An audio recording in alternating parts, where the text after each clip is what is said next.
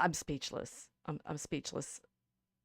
College students don't know how to read. What is the world coming to? What have we? I'm shocked, horrified, shocked, shocked. I'm sh- you. People don't know how to read now. I don't believe it. I don't believe it. We need to test this with a little reading exercise tonight. I'm sure you're ready for the test. Welcome to the Mosaic Ark.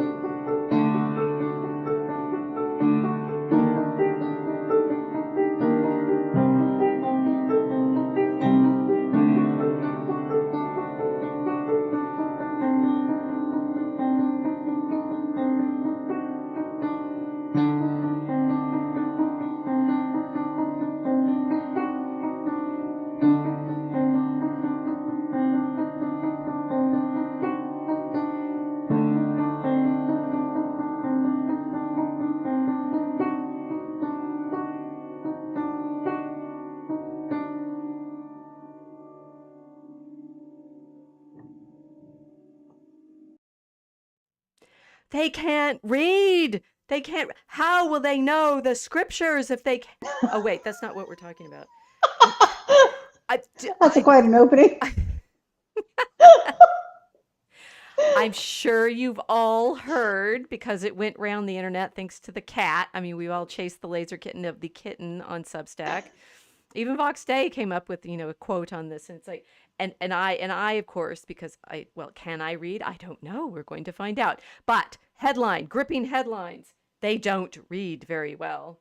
A study of the reading comprehension skills of English majors at two Midwestern universities. Oh my gosh, we're in shame world now. Yeah, flyover country, right? Flyover Northwest country. Supply. Okay, so guys, I Very know it's like Dickensian. just horrible, horrible, horrible. They can't read. We already have a comment in the chat saying, "Oh, they can't navigating patterns. Welcome. Oh, they can read. They cannot comprehend. Too much literacy, not enough comprehension. Oh, well, the Mm. scriptures is larger issues. Well, yes, indeed, but they can't read, and everyone's horrified. I'm horrified. Aren't you horrified? I don't believe it. Which you don't And so believe they can't read, or you don't well, believe? yeah, I think you pointed this out before. It's very highfalutin of them, right? To sneer at the students that they were supposed to be teaching who can't read, and it's very Dickensian. It's almost a class, almost like a class warfare sneer to the article as it was written. But Well, you've already proven yourself 1,000 times smarter than the people who did the paper. and yet I don't have tenure anywhere. Well, is that true? So, So I mean, if we're like I'm sorry to say they mocked these poor women, and it's mainly women yeah. because it's 85 undergraduate students. The test they did, the apparently this exercise it's 10 years old now, although the paper's Hmm. only been out a year. So I'm a little unclear about what happened here in the delay. Right? Did they wait to publish until after the women had grown up and couldn't be shamed anymore? I don't know. This was very strange, right? It's like so, Yeah, what's yeah. the point of it? It's 10 years after the fact. Did they come up and say, we need to do something. We need to change the curriculum. We need to make it more vigorous. And so that their 10 brains years can be ago. tested. Yes. Yeah. Yes.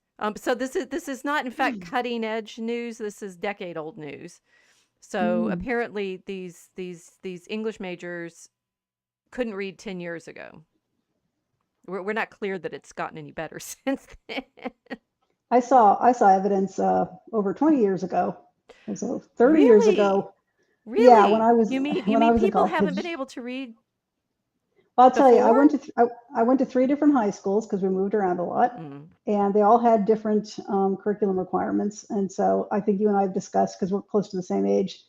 we read the same authors, but not necessarily the same stories. I never read Bleak House. I read I no, Tale of Two I Cities. so everyone Yeah. if you haven't read my Substack article about this, it's on Fencing Barrett Prayer, and the novel in question that we're about to do this test on is Bleak House. Carry on. Yes. Okay. So Casey, just a I guy. have not, I have clearly not trained Casey to set things up on stage properly yet. She always What did I does the miss? homework. She's the student in class who's done the homework and starts It was talking actually about red. things in the middle of the conversation. Oops. Sorry. Not very many people are very good at that to set things up so that people But butting in? we no Me? no no no no no we did a whole stream last week on how to set it up. Apparently, it's been a problem since AD 400. But carry on. Okay. There were big differences in the abilities of students I saw just from random people I sat next to in my history classes when they had to write an essay. And I looked over and it's like, you've got to be kidding me. Seriously, it was fourth grade level. I felt bad for the guy. I didn't shame him or say anything about it, but I noticed it, you know. It just really depends on Wait a where you went to minute. Wait school. a minute. Wait a minute. So you're talking about school in the 70s? No, this would be 1990. Oh, but in I was in college. You were in college and I college. looked Okay. over Okay. No. So at the I was thinking essay. the last time I read Dickens was in Yeah. maybe high school. Yes. No, Yes. no, So this wasn't Dickens. I was just talking about different just levels of being able to write and reading comprehension. That I noticed that there were that people of the same age and the same year in school had vastly different skills depending upon where they went to school, went to high school, right? Because this was a college setting, so we came from all different right. high schools in all different areas of the country and sometimes the world, right? And Um, some people were better at it than others. Way better, I'm right? Some people were shocked. were considered to be advanced. I mean, I was not advanced. This I'm was absolutely remedial. shocked that some people are smarter than Yeah. others. Yeah, they changed something in English.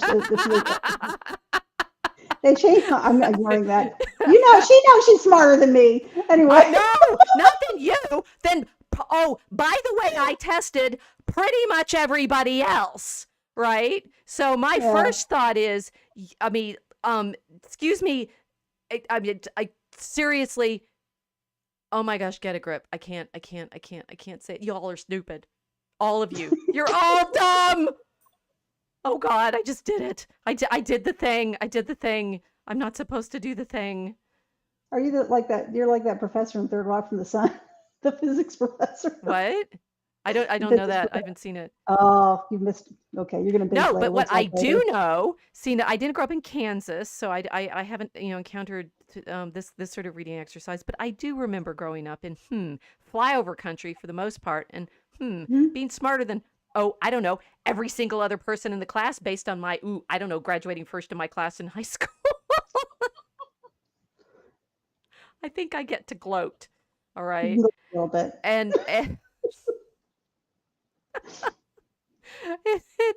it's so yeah, so what okay guys, if you haven't caught up with my mocking yet, yeah, navigating patterns, wait, people aren't equal, I guess so. Okay, but we can educate everybody to be equal. You're getting the problem, right? We must be able to manifest the the perfect world through propositions. You're jumping ahead. So yes, there's certain claims here of when we are old enough to know that this is not a new problem. I mean, Yeah. some people are saying, I've got it. The thing is, I'm trying to like ease everybody into the question here rather than just telling my conclusion, which of course was what I did in the Substack. And not one person reading my Substack has proven that they got the point that I was trying to make. Not one, which means every single person, You 2,000 failed. of them or so, who's read my Substack can't read. Wait. Oh, thank you for reading my Substack. And Vox shared it, and he actually, I mean, no, there is one person who got my point very quickly, and happily she has her own podcast, so she could talk about it. That the hysteria here is the first thing to be nervous about, right? This claim, it's like, oh my gosh, they can't read, right? Okay, you can do that literally with every educational system ever. It's Yeah. always failing, always. From the beginning, because it just is. I can give you It's just examples from Dickens' time when nobody could read. So when nobody apparently, could read. Yeah. it's like, oh, people back in the day, back in Victorian England, could all read. And it's like not according to, I don't know, the surveys that Ingalls reported in his Conditions of the Working Class in England that were made with surveys of children from Sunday schools who are apparently the factory worker kids who didn't, couldn't tell the Bible stories because apparently even though they've been going to school, they didn't know the characters. You mean So they had the in same problem then fact, they have now? As the parents back in don't the care, the kids won't? 1840s, back in the golden age when everybody knew the Bible, nobody knew the Bible. They probably couldn't read it, but if they were paying attention, they probably did know it. No, they were supposed to be in Sunday school. This is there we have surveys from the 1840s, which is about the time that, Dickens is writing his novels. And one of the things that that's why holding up the Bible to start with was appropriate. Oh, you're going to hit us over the head with it? No. Is why do you want to read, right? First step, who wants who to read, why? And therefore, what are you testing for to decide whether or not you can read? Are you testing for comprehension, speed? Well, sort of what, but why would you, why does it matter so much that people can read? Today or in the 19th century? Well, I thought literacy was just a sort of abstract skill that everybody should be expert at, that we can then test for and tell whether or not people can do it. Well, it's related to the Bible, right? Everybody had to learn how to read so they could read the Bible. Well, why? The priest can talk to you. What priests? They got rid of those. Come on. Step one. No, but Yeah. well, okay, no, that's fair. Okay, let's do better than we did with Augustine last week in my Okay. fumbling around and everything. Okay, so let me see if I can make this clearer for the slow in the back. Oh, right, everybody. No, I can't. I did it again. I've been working really hard this week on a paper that I'm going to be giving about St. Francis. St. Francis could barely read. That's pretty clear, right? I mean, Really? well, why would he be able to? He's in 12th Because he century. was wealthy. Well, yeah. I mean, he wasn't trained as a monk. No, he wasn't trained as a monk, but he would have been trained as a businessman because his father I'm sure his father educated him. He was upper middle class. Well, maybe, but I mean, we don't have any. What we have are a few samples of Francis's writing in Latin, and it's apparently not very fluid, right? So he couldn't write. He wasn't a good student. He was a partier. I mean, that was he's definitely a partier. Yeah. Definitely. So he was one of those students that he did as much as he needed to get by. Well, he probably only had the elementary education, which was basically learning to read some Latin, right? Mm-hmm. So there's some mathematics because you've got to count the money. Probably, but yeah. Oh, you're distracting me again. Let me reset. I'll be quiet. No, not be quiet. The thing is, I'm trying. Okay, so the problem is the same one we had last week. Trying to set all this up properly so that you can get to the point where anything makes sense, right? And the exercise. Let me figure out where to start here.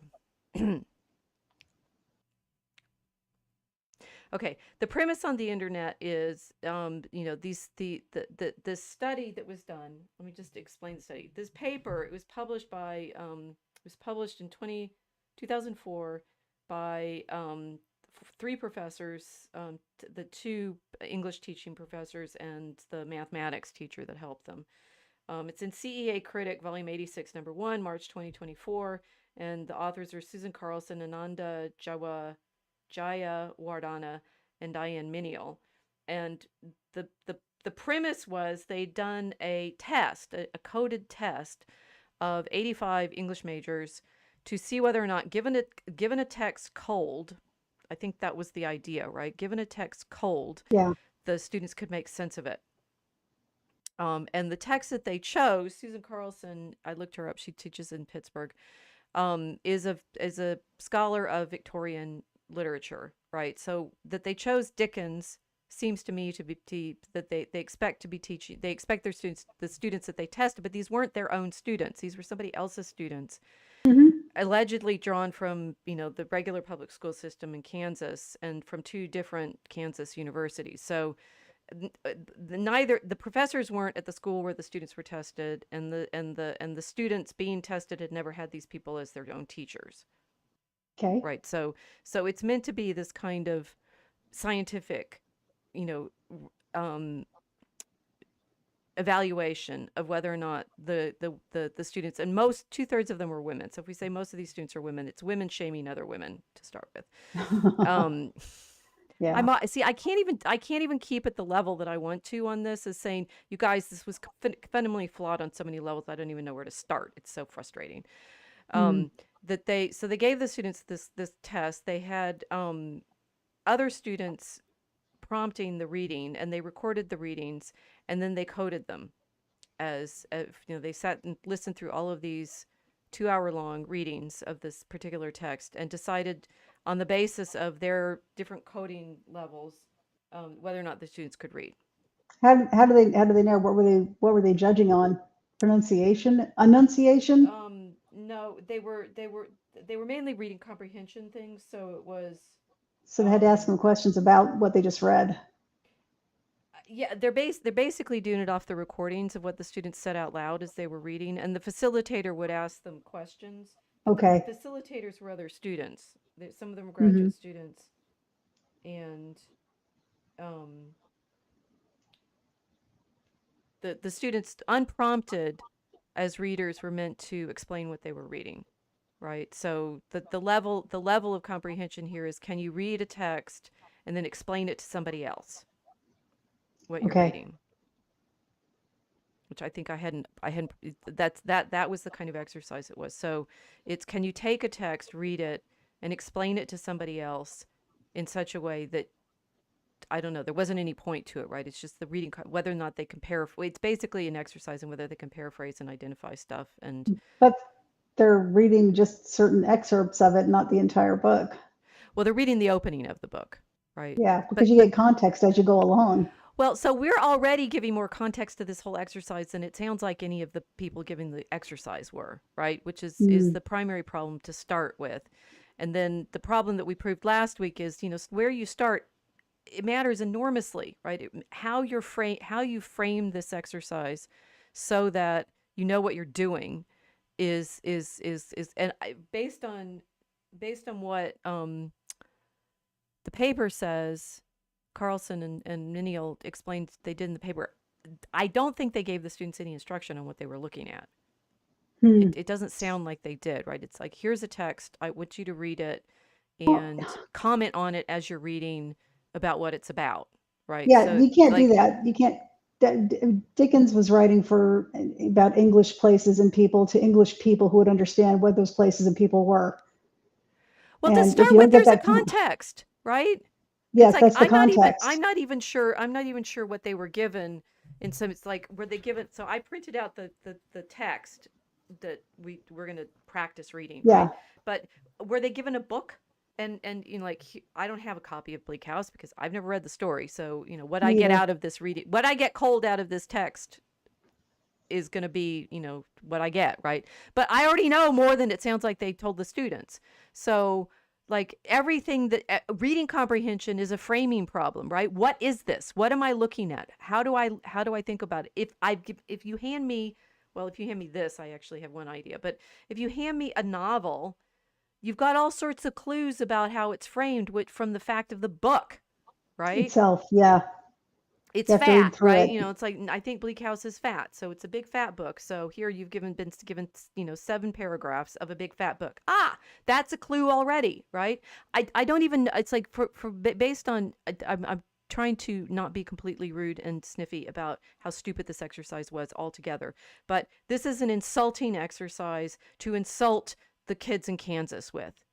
Get a grip, Mm, right? And yeah, I'm really mad at the entire internet that went around, gleefully laughing at the fact that these professors had coded this exercise and proved these girls couldn't read. Oh my gosh, they're going to be English majors and be your student the only teacher, thing be the your only thing they teachers, and proved is now they. and now 10 years later they're probably in classrooms and they can't even understand the book they were supposed to have read. Because nobody taught it to them. So they should have been. It should have been an exercise of the conclusion and saying, "Oh, how come you're not teaching students properly?" because you can't, and they didn't do it by giving them 7 paragraphs out of what was it, a 21 piece periodical that was It's a eventually 900-page compressed into a book. book. Yeah, Yeah. which the thing is, if they gave them the book and said, "Here, start reading," right? Which it doesn't Hmm. sound like any of the students that they recorded the stuff that they said, right? Okay, so the text opens London, Michaelmas, term lately over, and the Lord Chancellor sitting in Lincoln's Inn Hall, and the person reading it, they've transcribed out some of the responses. And I don't know exactly what Lord Chancellor is, some person of authority, so that's probably what I would go with. Sitting in Lincoln's Inn Hall, which would be like maybe a hotel or something. I mean, that's not a bad guess. Inn, right? Yeah. Okay, so Michaelmas term is the first academic term of the year, so Lincoln's Inn Hall is probably not a hotel. Laughs. 16 seconds of breathing, chair creaking. Then she whispers, I'm just going to skip that. Okay, now if you had been given a book with a cover picture on it, with Charles Dickens on the label and Bleak House, and like this isn't even the opening of the book, right? The book starts with um, a preface. A chancery judge once had the kindness to inform me, as one of a company of some 150 men and women not laboring under any suspicions of lunacy, that the court of chancery, though the shining subject of much popular prejudice, at which point I thought the judge's eye had a cast in my direction, was almost immaculate. There had been, he admitted, a trivial blemish or so in its rate of progress, but this was exaggerated and been entirely owing to the parsimony of the public, which guilty public, it appeared, had been until lately bent in the most determined manner on by no means enlarging the number of chancery judges appointed. I believe by Richard II, but any other king will do as well. That would frame it completely differently, right? It's like, oh, we're talking Yeah. about judges, right? I'm talking about a court We're case. talking about a Yeah. court case. If they'd actually given them the book instead of Mhm. 7 paragraphs, no context, the Yeah, it was students an would have had ambush. something to work with. Yeah, it was a total ambush. But Well, I mean, it's a total ambush. So what have I've you proved? studied. You've managed to prove that students giving a text with no context around it struggle. Correct. Now, I studied a lot of English literature in high school. I had good teachers. I was lucky. In Maryland public schools, I had very good English teachers. And then I went to the University of Maryland and had excellent English professors. And they would never throw 7 paragraphs at you and say, okay, tell me what it says. They know we Right. don't understand any of the context. They have to teach us a little bit about the history, a little bit about the culture. What time was it? Right? How did people act? Why would they act like that? Because they actually wanted us to understand what we were reading. You have to be taught to be able to understand what you're reading. You can't just read it cold and go, oh, yeah, I totally get it because I'm so smart. No, Well, you have it's to nothing to be do with not even smart. not so I have not read this novel before, right? So anything I get Mm-hmm. from it Me was either. totally cold, right? Neither of us have. But what we do know and what you just it's not so much that you've been taught to read this text, which is some Right. of what I think people are responding to. It's like, well, how much Victorian history do you know? Right? Yeah. That it's have you been taught to ask these questions when you are given something to read? Right. Right? Ask the Right. questions of frame it, figure out what you're looking at. This is absolutely everything. It's like, so what, if you don't know what something is, this is how people keep getting caught with, um, the journalists or anything online. It's like, oh, spoof, forgery, psych, blah, blah, blah, blah, ha, ha, ha, ha, ha, ha, ha, I tricked you, Yeah. right? Because Yeah. It people doesn't don't feel like know the that. context that stuff is coming at them in. And so they don't know how to frame it. Is this a news report or is this a novel? Is this a Right. history book or is this what is it, right? And if they based it's hard to tell from this, but based on the students' responses, they didn't know what an inn was, Lincoln's Inn, right? Lincoln's Inn Hall, whatever. If they'd been given the whole book, they would have had more clue already about what they were Right. They looking at. would. Right. They would have just got it just throughout reading the book. They would have got the context and they would have remembered. Oh, okay, that's what they were talking about Right. in the beginning. Right. Because he was a good writer. He didn't spell everything out for you on every single sentence. That would be very tedious to read. He actually read stories people wanted to read. They were exciting. They would allow the reader to discover things. Well, so this is, the thing, the meta thing that everybody is freaking out about is this sense that sitting down and reading a novel is not a pastime that people enjoy as much anymore. Because Because, they've trained their brains to read in short bites, but they can be trained the other way too. well, You just have so to give them something interesting to do it with. right at this I think, would you, I'm going to use my Bible as the example. Would you sit down and read this cover to cover like a novel? No. You'd be insane to try. Please stop doing it. Right? It's a library. It's a collection of books. Well, you have to know how to read it. You have Yeah. to know what kind of reading this is going to be. Never mind the level of, I mean, there's differences between reading on paper versus reading on screen, and I have some thoughts about that too. But reading the scroll versus reading the codex. But It's like why the basic level of, oh, look, it's a codex. What my job is to sit down, start at the beginning, right? And so start at the beginning. Preface to the 1899 edition, right? Okay, yeah. maybe not that. Book of Genesis, right? Blah blah blah blah.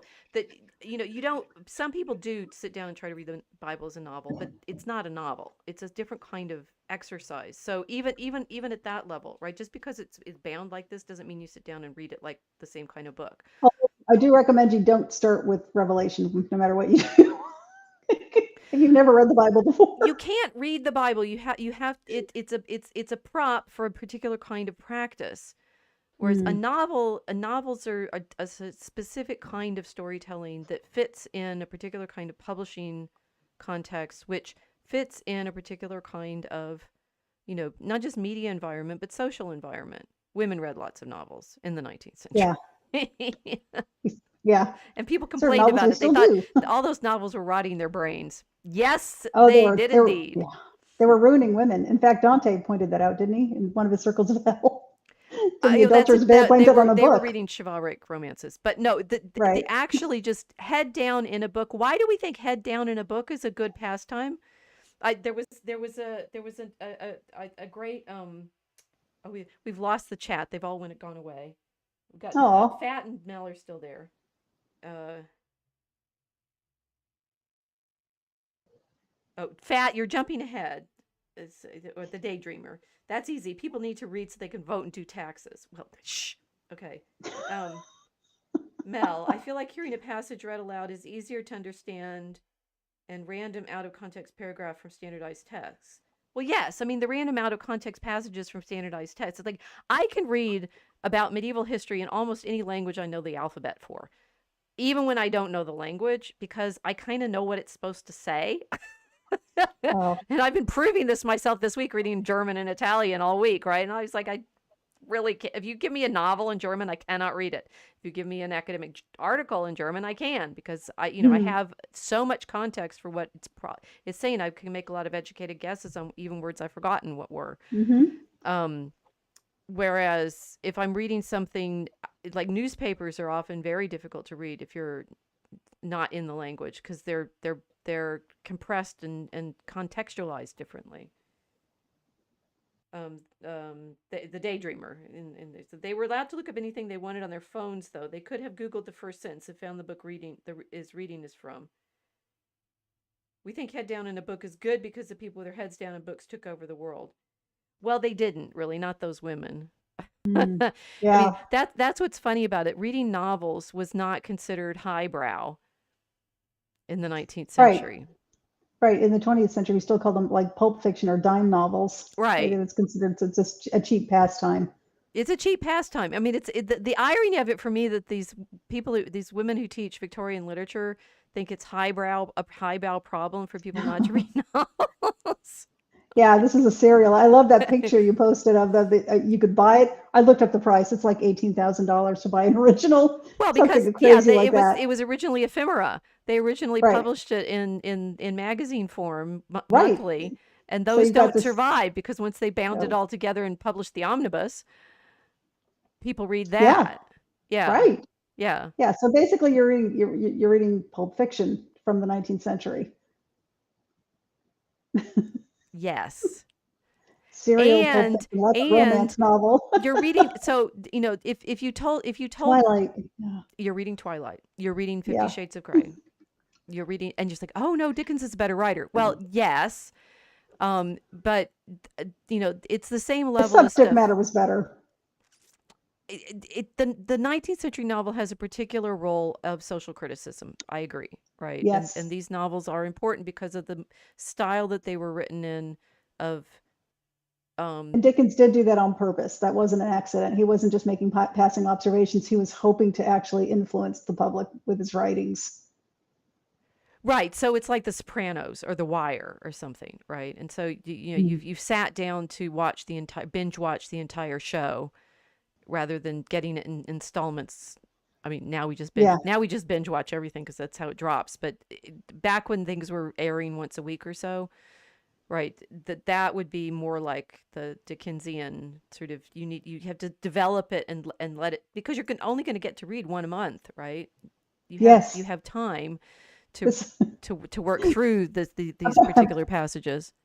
I'm laughing at my old age now, my big old age, because that's how television used to be, kids.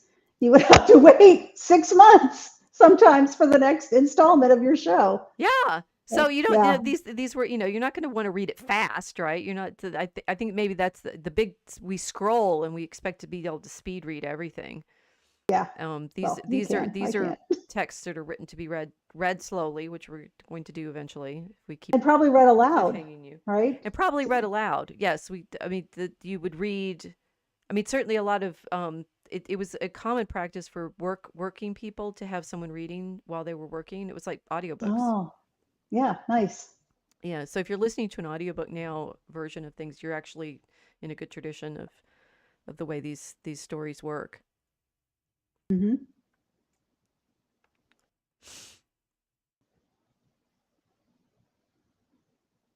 So reading comprehension involves understanding that things come in a context and things out of context don't make any sense because things need a context in order to make sense at all. Lesson one. And Context. yeah, Go ahead. go ahead. No, you go ahead. I was interrupting again. No, we're both riled up tonight. No, well, yeah. Anyway, yeah. No, what Mel is saying, it's much easier for her to hear it, and I do think this was it was kind of like sheet music was published to be played at parties, and both these novels were published to be read out loud to people who were listening. It was like before radio, and then people would gather around the radio. Before television, they would gather around the television. And now it's very unusual for us to all be kind of separated from each other, reading our phones like this alone. And sometimes we'll share what we're reading, but it was nothing like these novels that came out. I have a dear friend who hates what I love. I absolutely love Shakespeare. I grew up watching BBC specials of Shakespeare, of productions of Shakespeare and Dickens. And that helped me a great deal in understanding it. It does help a great deal. These were meant to be read out loud. A lot of Yes. the Shakespeare plays, definitely, because it's not just context you're giving when you read the entire thing instead of 7 random paragraphs that these professors picked out to ambush the students with. Um, it's an inflection in the voice, right? Yes. When you're reading it correctly, you go, oh, that's what they meant, right? You have to put the emphasis on the right syllable, or you're just not going to get it, Yes. right? Yes. That these are scripts. These are a kind of script. This is the same point about the Bible, that that they're books that are used liturgically. They're books that are used practically, and if you try to read them out of that context, they don't make any sense. We've talked a lot about that in the Mosaic Arc, right? It's like you need the frame of the story to know what you're reading within, and even with Dickens, you need the frame of the practice that these books were published into, and they're being given. So being given here, read this out of context, and we're going to code how many things you recognize, and how Yeah, well you can figure out what you know and you don't know, and can you look up words and things like that. And that has a very mean girl tint to it. well, I It's like, frankly, this is where I'm coming from. It's like, guys, I grew up in, you've heard my story lots of times, right? I started school in Nebraska, off the Air Force Base where my dad was stationed. So I was, in kindergarten and first grade in Bellevue, Nebraska.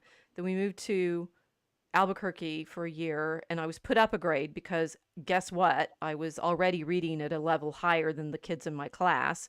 Oh, happened to goody. me too. What a Yeah, surprise. Shocked, right? right, because you move from school to school and they're behind a year and you're ahead a year. So they have to move you ahead, or well, at least they did back then. Now they don't, and the students suffer for it, but that's a different topic. Yeah. Well, I mean, the kids in the playground in Albuquerque all told me I was going to fail. Right?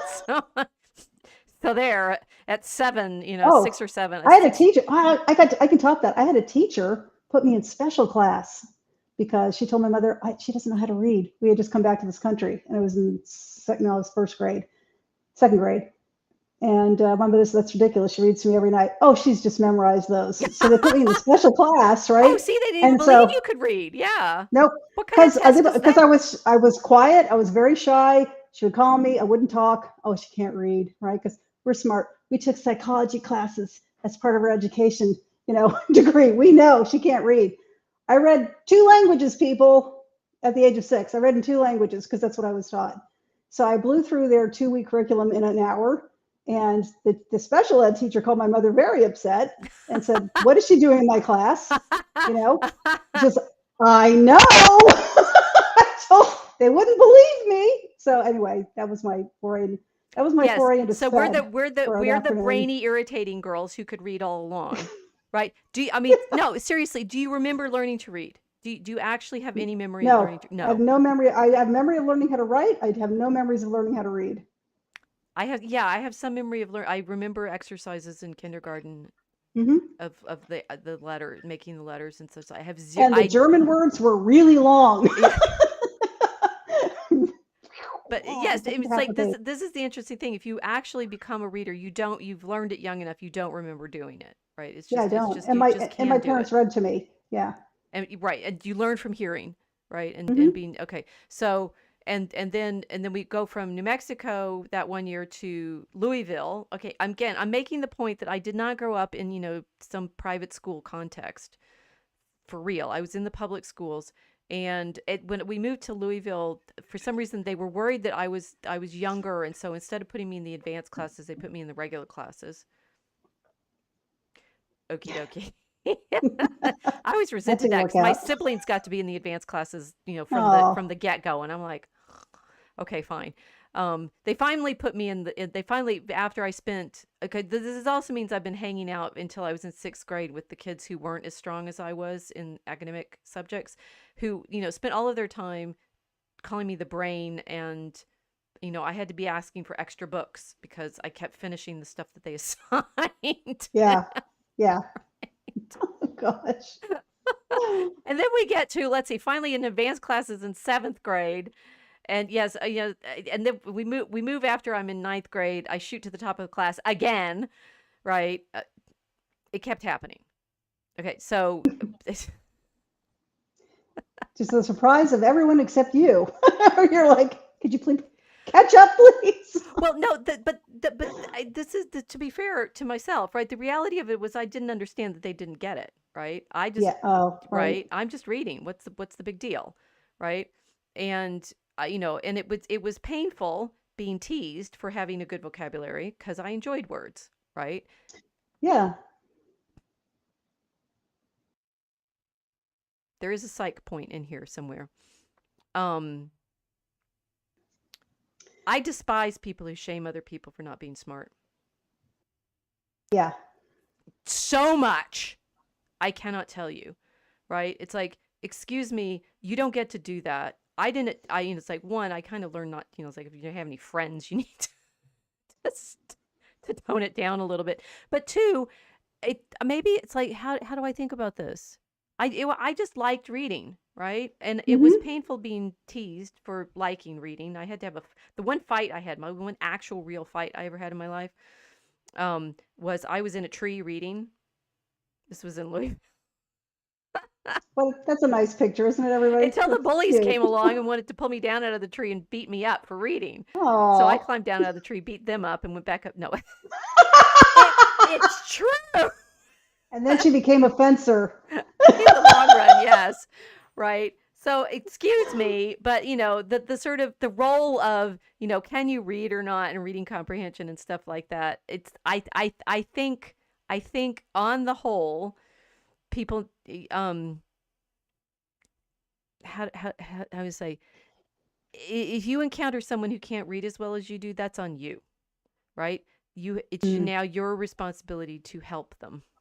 yeah. I am a Yeah. teacher. Did you guys notice? And so the sort of exercise that we seem to be have these people from education schools seem to have been taught about how to make sure that their students never enjoy reading, never and Yeah. we will say this, these were the good students in public schools in Kansas who wanted to be English teachers that you're shaming with this exercise, right? So just Yeah. get a grip, right? It's oh, And you wouldn't know then what the it's week. like teaching in Chicago public schools. You're right, I wouldn't. Yeah. But that's not the context that these people are doing this exercise in.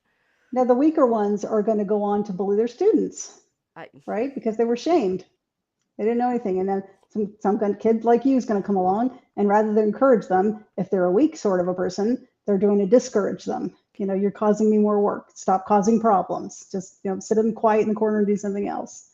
And that's a pity.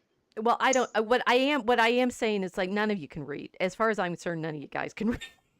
If I'm going to give you a test to figure out whether or not you know what's going on in a text, excuse me, but exactly what's the exercise here? And we will get to the.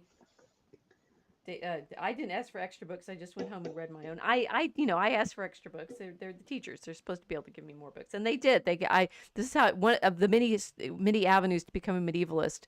I'd already read Door in the Wall, and so I asked for another book, and they gave me Adam of the Road, and both of these are very important. One's about monks, and one's about Oh, troubadours. that's cool. I just Yeah. reincorporated St. Francis. Did you notice? No, I'm not smart. Well, and this no, and this is I'm okay with that. actually no. That's a fair response. It's like what counts, right? If we're playing reading comprehension games here, what counts? Hmm. That's that. Thank you. You are always very, very good. And I say this sincerely. You're very good at pulling out the thing that I'm rabbiting on about and making the point, which is Don't better even than I realize can I'm do. doing it. What? I don't even realize I'm doing it. But you just did. And now I've How? forgotten. Everybody, what did she just say? It's what am I testing for, right? What Yeah. if I'm gonna claim that people have a certain level of reading comprehension, what am I testing for? That's the problem.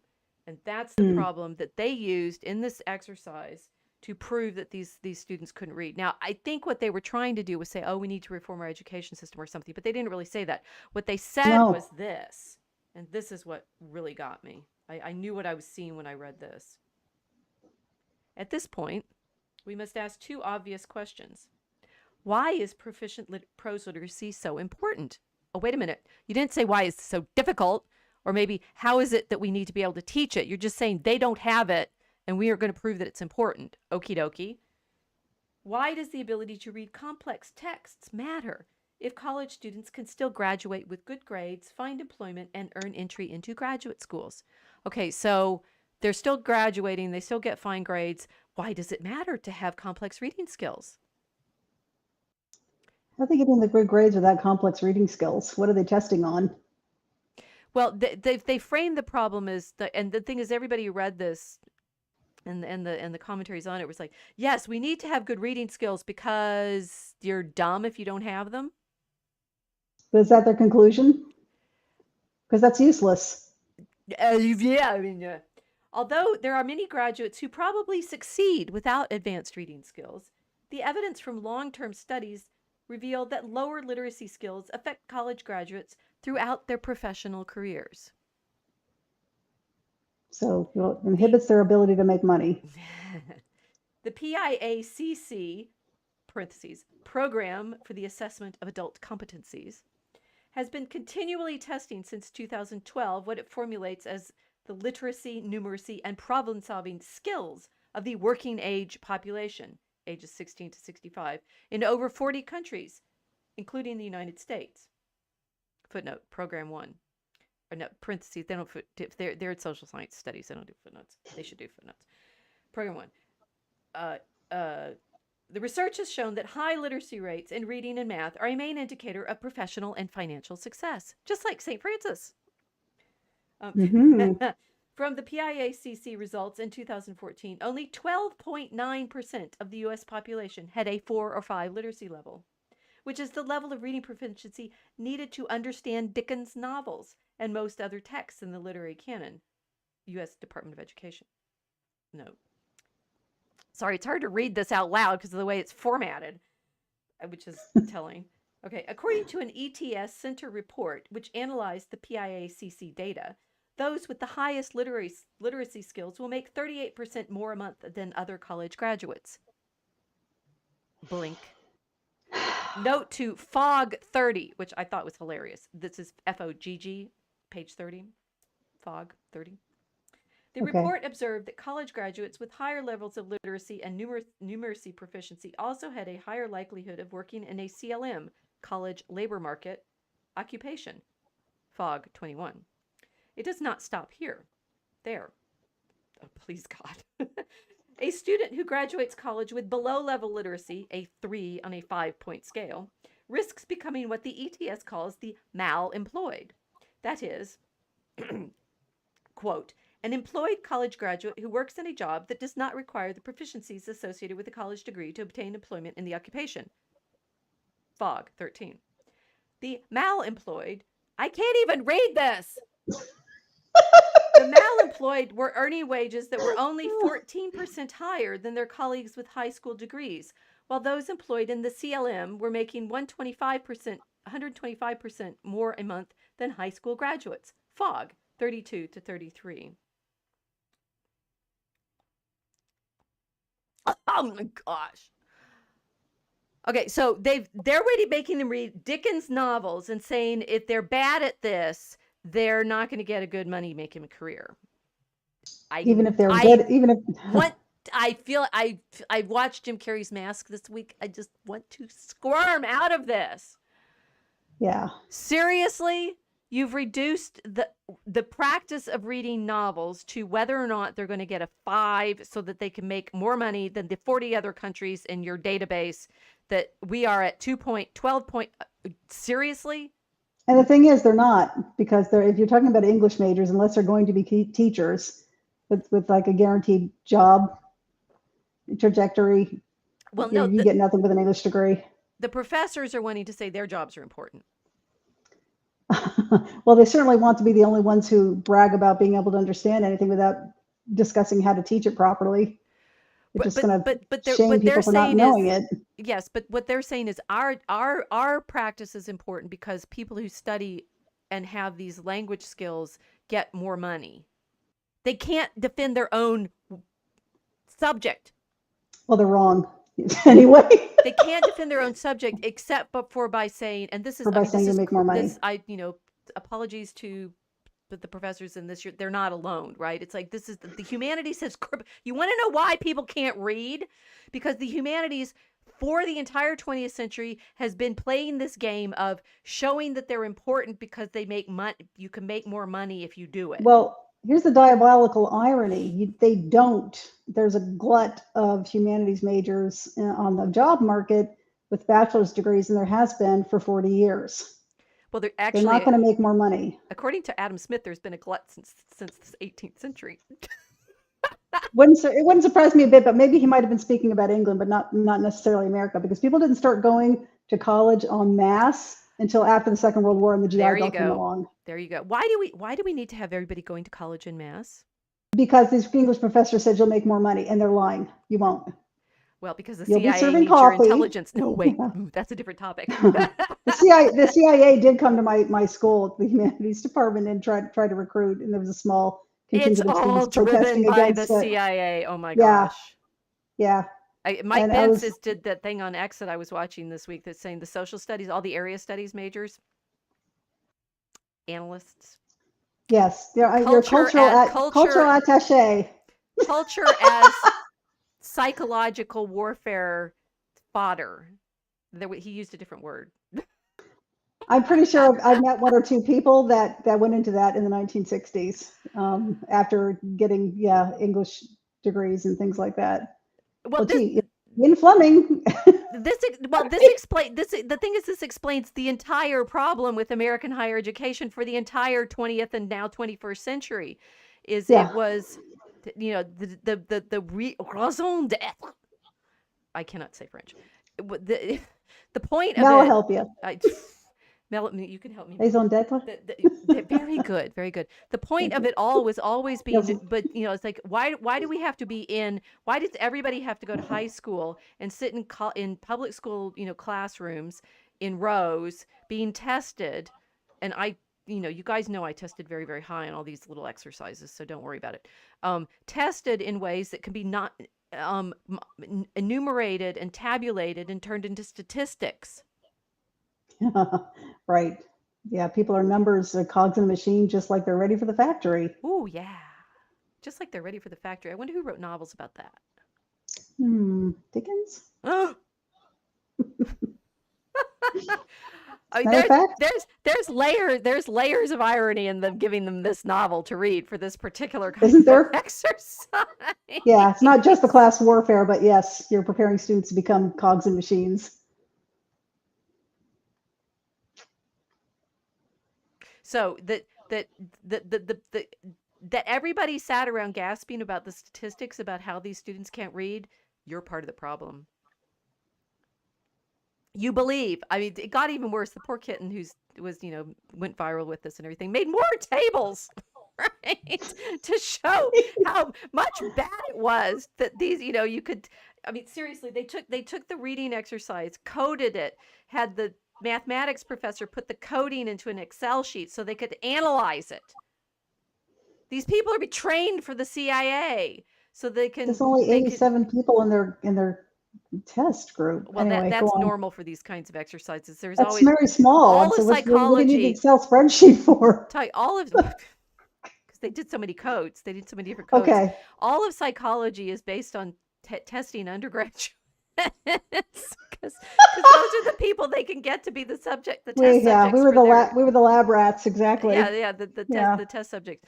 But the sort of the crippling problem here is not that in 2015 these students couldn't read. It's from 1945 and even before that, the whole exercise of education was turned into this thing that you could code and make statistics out of. Yes. Y'all got hoodwinked here with this little test that you thought that was so proof positive that nobody could do anything. You think that this is proving people can't think? Mm-hmm. Am I showing my dudgeon? Am I high in my dudgeon by now? I am so mad. My dudgeon. I don't remember what that means. I don't care. Who cares? Do you know my vocabulary? Are you using them big words against me, trying to make me, Miss Rachel, feel bad about myself? They canceled all it was the what was it, in the 70s? They canceled all the rural television shows, right? They got rid of the Beverly Hillbillies and there were a few others, Petticoat Junction, and I remember those. Those were until the 70s. They all canceled that. They canceled them right in the 70s because we're not going to have any of them hillbillies on our television anymore. I'm pretty sure. No, it was a thing. It was an actual thing. That they canceled. The Grand Ole Opry stayed on though. I can't break out of this accent now. You can't do it. I'm so mad. I can't believe you think you can come in here with your social sciences and your desire to prove that we ain't learning properly so that you can tell us that we're not going to make any money in your office jobs. Yeah, in your office jobs, right? Prepare to be shamed. Mm-hmm. Bleak House. Materialism is big problem. But this is bigger than materialism. This is I mean, one, it's the the irony of it all, giving them Dickens to read, and then you're going to do this industrial coding on them to prove exactly. That it's industrialization of education. Yeah, that's funny. You think they understood that? No, do they understand irony? No, I don't think they didn't, and neither did anybody who read my Substack, because I wrote about the study, and then I said, oh, here's the, what did I say in my Substack? I said, okay, here is the passage that the students were given to read, and I copied out that paragraph that I just read. Yeah, you rewrote it a bit. It was hilarious, right? And then I said, oh, sorry, I got the wrong text, and I copied out one of the paragraphs from Dickens, and I said, do you see what I just did there? And It's very nobody good. did. Well, Nobody I saw it. did. I didn't mention it. I did see it. I thought it was funny. Okay, good.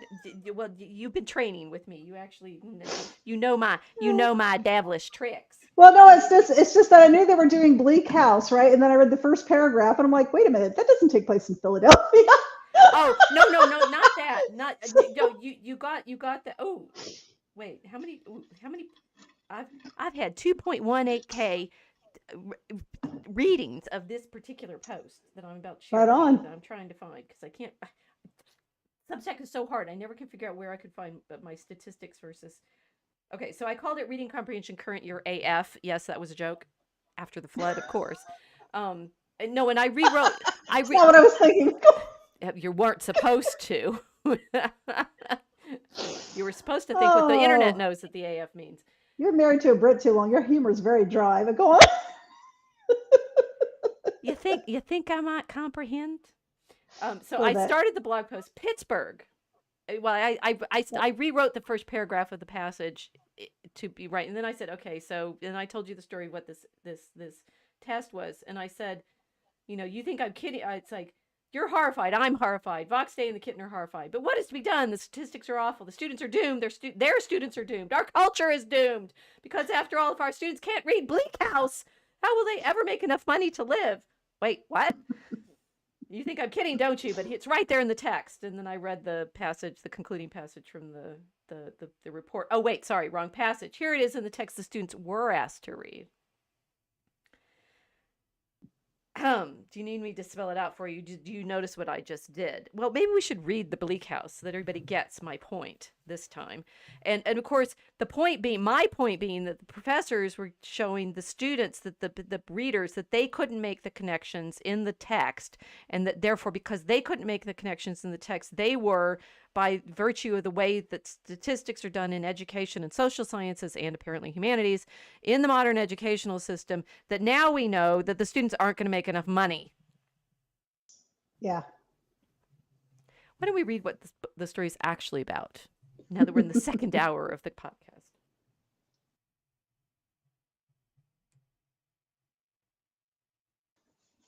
All right. All right. Are you guys ready? We've got something of an audience. Okay, so do you want to take turns reading, or let's see? Sure, we can do that. Okay, I'll. Just tell me. So Okay. we should do it. We should do it in the way that allegedly the students were supposed to be doing it. But we've already told you way more about the context of it than apparently they were ever given, right? So they were sat down and said, okay, you're doing a reading exercise, and I think the point of it was that the students all thought they were good readers, right? Because they were A and B students for the most part, and so they're given this text cold. It's not clear to me whether they had even like chapter 1 in Chancery, or whether they completely stripped out all of the framing that would have helped them know it was chapter 1 and called in Chancery. But anyway, London. All right. Well, I've already done a whole bunch of work right then. We're in London. Do we care? Right? London. What's London? Think about what you think about when you hear London. Big city. Big city. Giant city. Old city. Old city. London. It's English. We're reading in English. It doesn't seem to me that the students, well, the thing is we didn't get the full code. We just got the report of how they coded everything. But the sense of, okay, you've read London, like I did in my joke in the Substack, Pittsburgh, right? Because that's where Carlson is now teaching, right? But the one that was Philadelphia, but go on. It was Pittsburgh. I know I looked the professors up, and so she's in Pittsburgh, and some of the references in my Substack version were to places in Pittsburgh. But London, okay, so we've already been given a lot of information right there. The story has a setting. Here we are. We're in London. Okay, well, we're in London. We're sitting there. Michaelmas term. Well, I know a lot about what Michaelmas term is because I studied in Cambridge, and for it, if you go to school in England now, you'll know what I guess you would. I mean, they have Michaelmas term in both Oxford and Cambridge. This is September through October? Right, because Michaelmas, it's the Michaelmas, autumn term. September 29th. It starts yeah. September 29th, right? You could say, like, why wouldn't we know what that is now? Well, we clearly don't date things by the seasons the liturgical seasons anymore, but they still use Right. them in the Anglican context. They were still using them in the 19th century. Mm. Michaelmas term. Well, you'd have a sense that it's hard for I can't even play dumb, right? It's like I do know all of this, and I'm sort of trying to think about why do I know it? Like how much would I need to know in order to set myself up to work? Lately over. Okay, so we're at the end of autumn term, and I know that because I went to school in Cambridge, and Michaelmas term Mm. was the first one. I liked that it was Michaelmas. It was cool, and That is we cool. had little diaries that had the different school terms, and there was these little Cambridge diaries. This is in the 80s, and everybody had their little diaries that the university press put out. So, it's like a cool status thing of having your Cambridge term diary. Mm. This was, and then I got a Filofax, and then the internet came along later, right? But I spent all my time with my little book. They were about the size of prayer books, so everybody, you had little note. See how far you can go down the rabbit hole. Is this Rabbit reading hole. For comprehension or 3 words. I've done She's 3 spoken 3 words. words? How long do you guys have? And the Lord Chancellor. Lord, that sounds high status. Yes, Sounds official. sitting in Lincoln's Inn Hall. Lincoln's Inn Hall. I do like that one of the students thought it was an inn, right? Like and the thing is, I do wonder That about Lincoln Inn, whether it was in fact at one point a might have been an inn at one point, but but the fact that they put hall on the end of it is like your college students like, oh, okay, we still call them halls, even in American universities. right, right. Like, well, at Chicago, we have a lot of wood paneled rooms with big ceilings and stuff like that, which is I'm not sure whether that's what Lincoln's Inn Hall looks like, but Mm. it might do that. Sitting. It's interesting that it started with London. It's like there's this kind of flashing feel. London. This if you had this on screen, you'd know what to do with this, right? London. We have an overview of London. Yeah. Zoom in on it's implacable November weather. All right, so it's raining. And you've had a flash shot of the scene that we're sitting in, right? Mm. As much mud in the streets. Okay, city's got streets, mud, rain, as if the waters had but newly retired from the face of the earth. Which After absolutely the everybody in flood. the Substack world got. Yeah. Receiving floodwaters, people know about. Yes. Well, but the thing is, they all recognized it was biblical, right? Hmm. Yeah. It doesn't seem any of the students got that, but then neither did the professors in their report of what the students didn't understand. Did they seem to get it? It's like the first thing you need to realize is whether or not in Manchester in 1844, Ingalls could find any reports of anybody learning anything in Sunday school. Hmm. It's still a story that's there in it's like, but people know what the flood now, right? We've had movies about Noah. So, That's why. Yeah. and all kids in Sunday school still learn about Noah's Ark because you get They animals. do. You get animal Yeah. toys. Right. Okay. But newly retired from the face of the earth. And it would not be wonderful to meet a megalosaurus. Ooh. A megalosaurus. Megalosaurus. Megalosaurus. Why a megalosaurus? This of course generated the best memes. They put dinosaurs, the AI generated Oh, that's where that dinosaurs. came from. Okay. I was wondering about that. I totally missed it. Why they're dinosaurs in Yeah, the why there were dinosaurs why in the there were street. I'm like, dinosaurs in the what? streets. So someone say this is great. Bleak House is a fantasy novel about dinosaurs in Yeah, Victorian London. Great, I'm reading it. Right? it's like the Wild Wild West, that movie.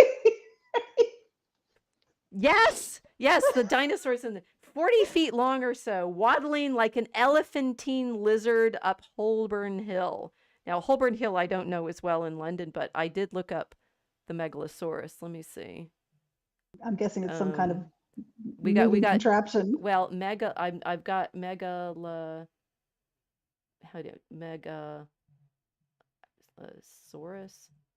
Whoa, there we go. I'm misspelling megalosaurus. There it is. Okay, meaning great lizard from Greek, because they were able to look stuff up on Wikipedia if they wanted to. From Greek megas, meaning big, tall, or great, and saurus, meaning lizard. Okay. Yeah, it's just big dinosaur, big Um, lizard. right, but there's a lot of detail here. Now, so again, one of the things that obviously I can do very quickly because I've done it and practiced it for decades is scan for information.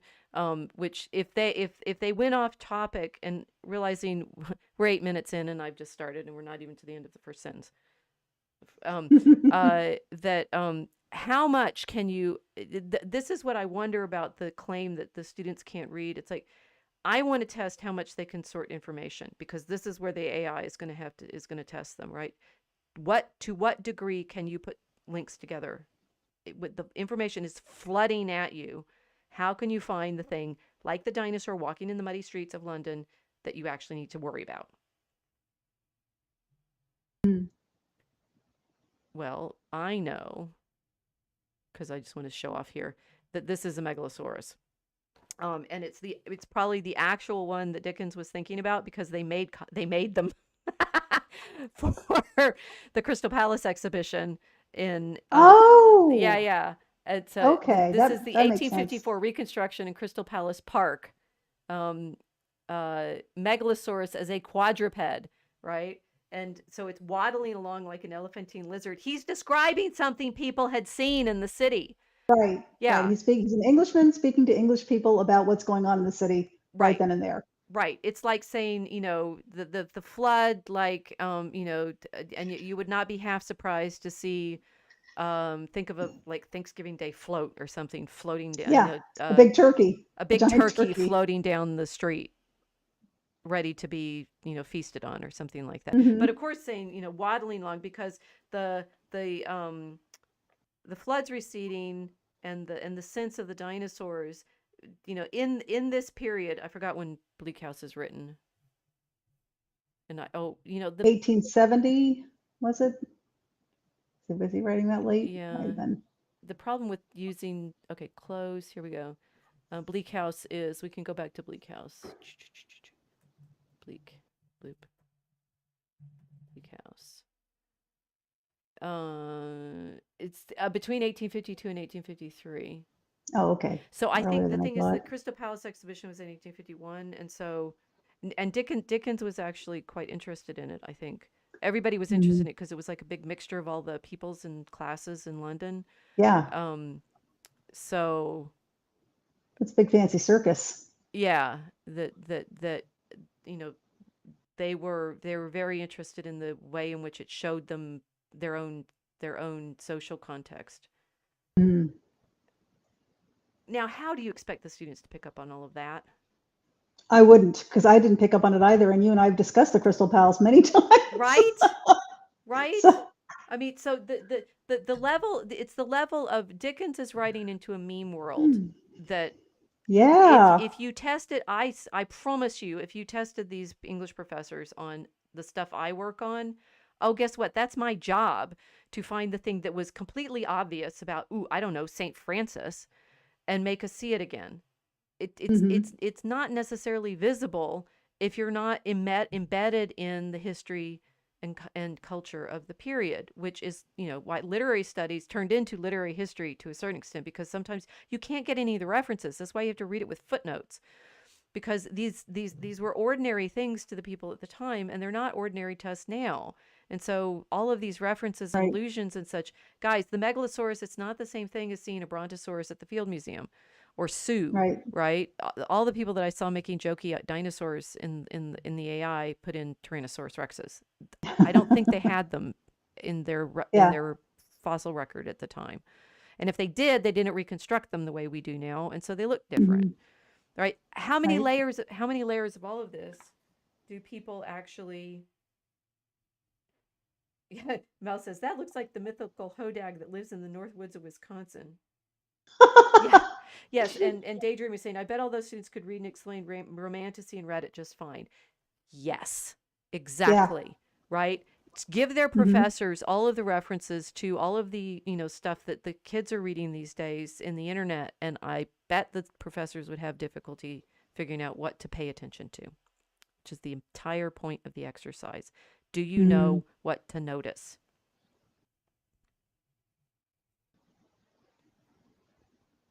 Okay, now we'll get to like the opening scene is like what time are we in? It's like time out of time, the ages of time, the old time. You could see a dinosaur. It's so like we've been trapped Right. in the mud and time And forever. he's just, yeah, and he's describing some slow, laborious, getting stuck in the mud type of place. And it's really setting the mood for what he's about to talk about, I think. Right. Okay. So now that we've got past the dinosaur, a megalosaur, smoke lowering down from chimney pots. Okay. Some of them apparently had to look up what chimney pots were. I Okay. fine. I remember growing. See, I'm going to do this for the entire hour. I'm going to get through one paragraph.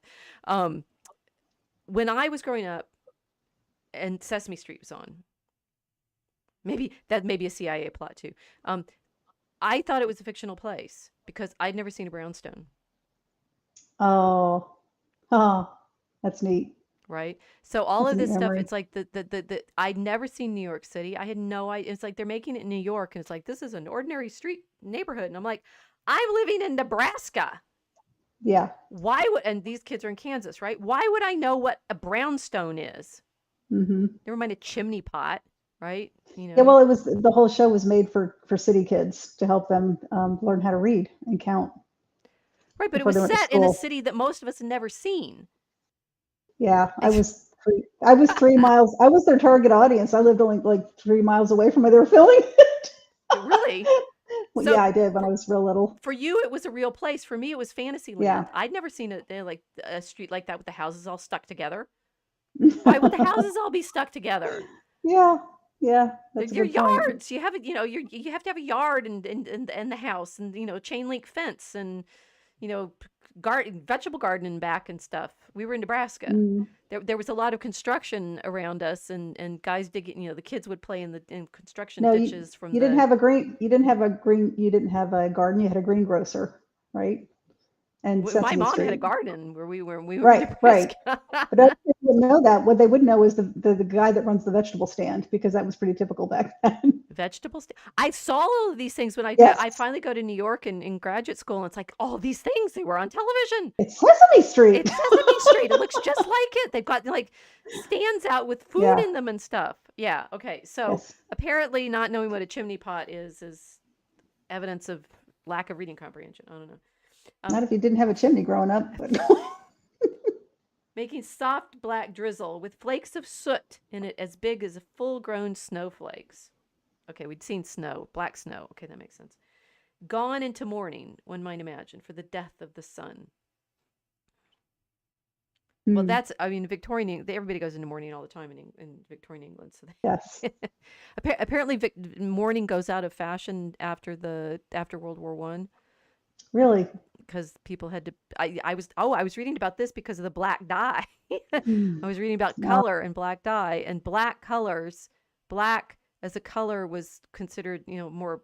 It becomes more high class in late Victorian England because synthetic red dyes come in and like they're making all of these synthetic dyes with petroleum and Hmm. because out of coal and stuff, and that brings down the price of brilliant colors, and so that's how we end up with drab colors now. Ah. Okay, professors, are you footnoting all of this? Am I passing your test? How much reading comprehension do you want me to have? Where, how far down do we go? Yeah. Right? Dogs, undistinguishable in mire. Horses, scarcely better, splashed to their very blinkers.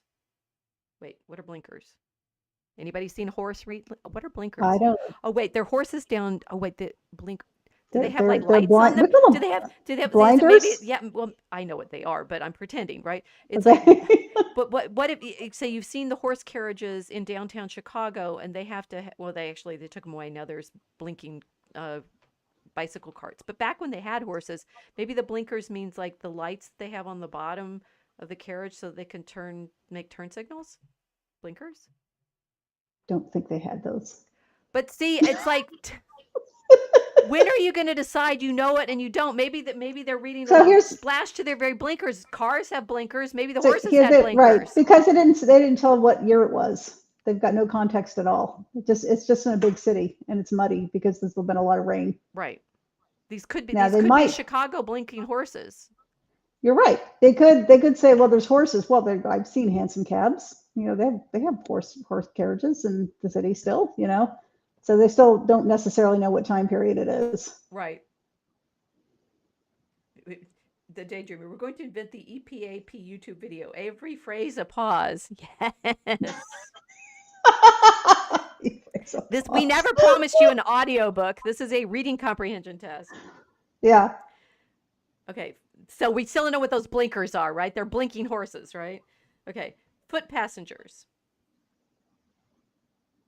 Okay, I mean, we say pedestrians now, right? But foot passengers, that sounds like, what are they right? Maybe they're right. Oh, the foot passengers. Maybe they're riding around in those little like um scooter carts. You think? Foot passengers like they no, okay. I'm Jostling. sorry, reading ahead. Because that's what I do. I need context. Anyway, go on. Well, but okay, but see, if they gave them this paragraph, and this is the first of 7, maybe we won't get through all of them. You guys see what my classes are like? I do this with history.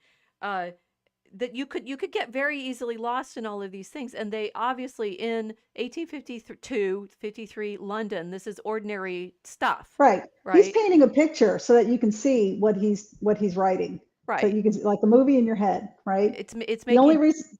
Right. The only ahead. reason we're stopping and trying to decipher all of it is because we're putting ourselves in the place of these students that were put through this ambush test and told they need to comprehend all of it. Well, we know this was written in the 19th century, so we're looking for 19th century clues. They weren't necessarily doing that. Right. If they weren't told that it was a 19th century story, they have no clue, right? The blink. I'm still going to stick with the blinkers. Have those lights. The horses have lights on their butts. Okay. Jostling one another's umbrellas. Okay, got that. In a general infection of ill temper. Ooh, wow. Did they all just have a plague? Is everybody mad at each other because they can't go outside without a mask? And losing their foothold at street corners. Okay. Where tens of thousands of other foot passengers have been slipping and sliding since the day broke. That's a big city. Tens of thousands. That's a lot. If this day ever broke. Okay, so it's dark. It's very dark. Yeah. The black snow. Dark. Adding new deposits to the crust upon crust of mud. Sticking at those points tenaciously to the pavement. What's pavement? Oh, right, sidewalk. Right, it's like everybody it's like, why would you know what pavement is a sidewalk, right? It's just we would say sidewalk. I did know that. I would say either. Actually, we need to read Alvin and Seed again. You're so cosmopolitan. Grew up in Sesame Street and everything. I did. I grew up in Sesame Street. If you knew where, you'd be like, don't tell anybody that. You could speak German when you were 2 and you grew up in Sesame Street. I don't speak it anymore. See, that's the thing. The brains don't stay, at least not with me. They just kind of went like this and leveled out. So use it or lose it. It's a true thing. And accumulating at compound interest. Okay, so I think one of the students actually did look that up, the compound interest part, and wonder about it. So here's the one of them talking about this paragraph. Talk about the November weather. Mud in the streets, and I do probably need to look up Megalosaurus. Met a Megalosaurus 40 feet long or so. So it's probably some kind of animal or something or another it is talking about encountering the streets. Fair. And wandering like an elephantine lizard up Holborn Hill. So, yep, I think we encountered some kind of animal. An animal these characters have met in the street. Yep, I think we've encountered some kind of animal these characters have met in the street. Fair, right? Okay, and their comment is, the subject does not really understand what is happening in the passage and makes guesses that do not help her comprehension. For example, she decides that Michaelmas term is a person instead of a set term. Well, there's no clue in that. There's no grammar. It's Michaelmas term lately over. I mean, that does seem to suggest a time period, but they're both capitalized. Michaelmas term. But it is a real person, right? And it's a real thing. I mean, the mass named for Michael. and that's a season. So there's a lot. There's a lot in that There's one, a lot, those two yeah. words. A lot. She Yeah, they're also so yeah, so I mean it's like they're marking her down for not realizing what she doesn't understand. But I'm gonna stand by my blinking horses and prove that you made it was like what kind of clue are you supposed to have here? yeah. She also does not look up megalosaurus, though she says she will, and assumes the word means some kind of animal. It does! Hmm. That's the whole point of it. It's an animal from before the Right. flood, It's a right? reproduction. Yeah. Which ensures that she will not notice the figurative image of a dinosaur walking down a London street. Well, duh. Who would? That's not a normal thing. I mean, I think the guys making the joke about, look, it's a fantasy novel about dinosaurs wandering around the streets are right. Yeah, That's what exactly. Dickens wants you to imagine that. We've got Bleak House cover on the screen right now. Right. He wants you to imagine that um, sculpture prop The walking writer was down the street. imagining it. Yeah, The writer was imagining this whole thing. He's imagining this. He's looking at this very. Dickens was very good at this naming conventions. Yeah, he's looking at this very bleak picture out of this window of this giant old decrepit hall, and everything's dark. And he's imagining this big dinosaur slowly lumbering its way like a big elephant up the slippery hill because everything's slow and difficult and mired in mud. It's a very good opening paragraph. well, and the Megalosaurus was actually there in London. It was a Yeah, and it was statue, there. Right. but I was wondering, was it an animatron? Could they do things that big? I don't think so. Make them move? These are Okay. no. I think, but the thing is, the I know they Victorians made were just small as ones, real ones. the Victorians loved the idea of reconstructing these dinosaurs just like we do now, right? So that Yeah, he's paleontology making was you new then. imagine this.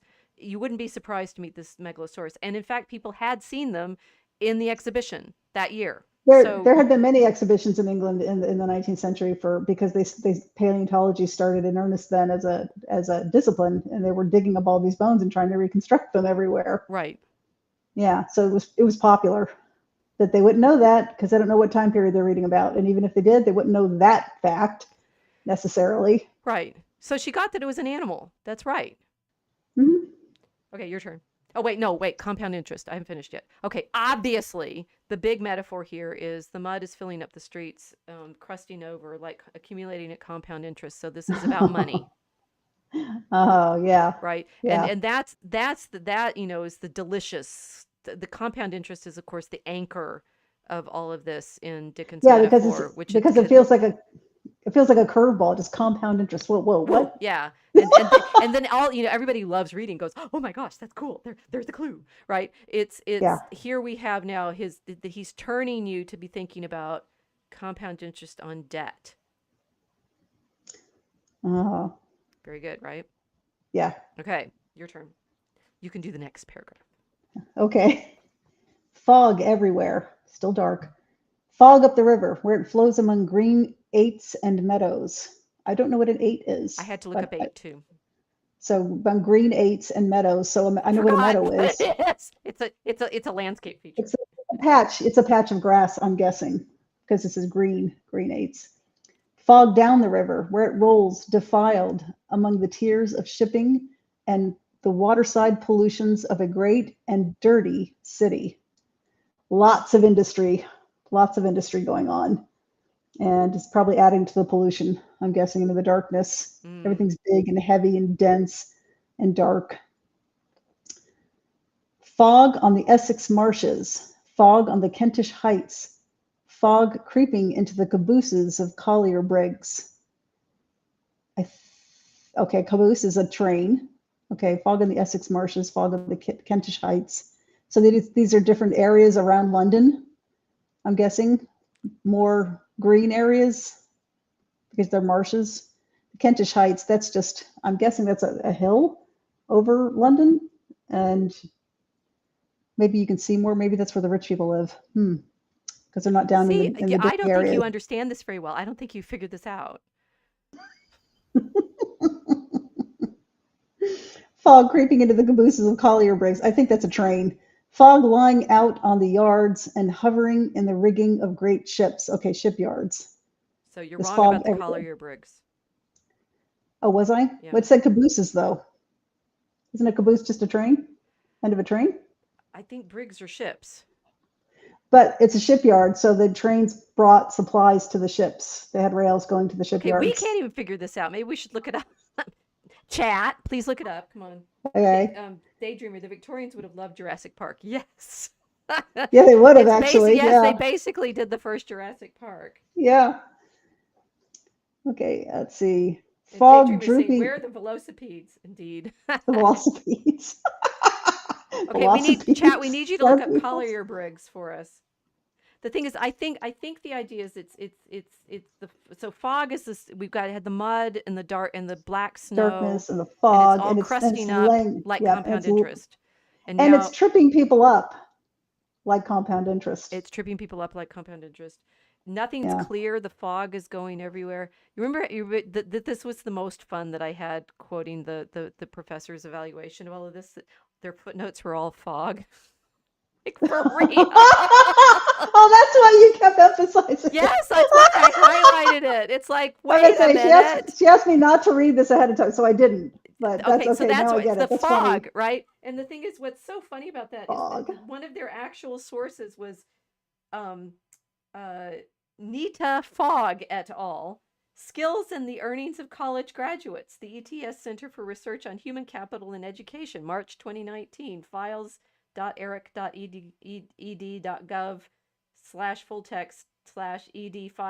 files.eric.ed.gov/fulltext/ed595423.pdf. Fog. Wow. Fog. Fog. The Fog fog. everywhere. The fog Fog of so that you references. can't see clearly. They're in it. How's that for compound interest? I think it's emanating from them. Okay. Yeah. Wait. So, best start believing in metaphorical compound interest. You're in it, You're in it. You're in it. Miss Turner. Oh. So See, my reading of it, my guess about this is that it's the Thames flows down through these regions. So Essex is to the south of London, and Kent is down by the end of the outflow of the Thames, and the Okay. Kentish Heights would be like Dover, I think. And I have to look at a map. I think it's showing you the fog sort of flowing down the river. Right. And Yeah. then So, we have like right. Everything emanates from London and just spreads out through the entire country. right. Ha ha! I win. Okay. Okay. Mel, thank you, Mel.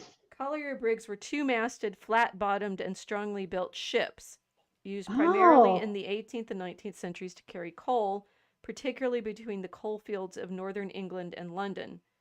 These vessels were known for their sturdy construction and ability to handle the harsh conditions of the North Sea. Where did cabooses come from? They must be so caboose. Clearly, it's like so. This is around the time the railways are still spreading. The early railways start in the 40s, the 1840s. I have a map in my Eurosub class where we show the spread of the rails. The caboose must be taken from ships and put on trains, right? And I think it came from the ships first. it came from the ships Gotcha. first, and the caboose would presumably be the back. Like if it's caboose on a train, it would be at the back. So a caboose on a colliery brig, presumably they're the end. I'm imagining them. It carries the coal.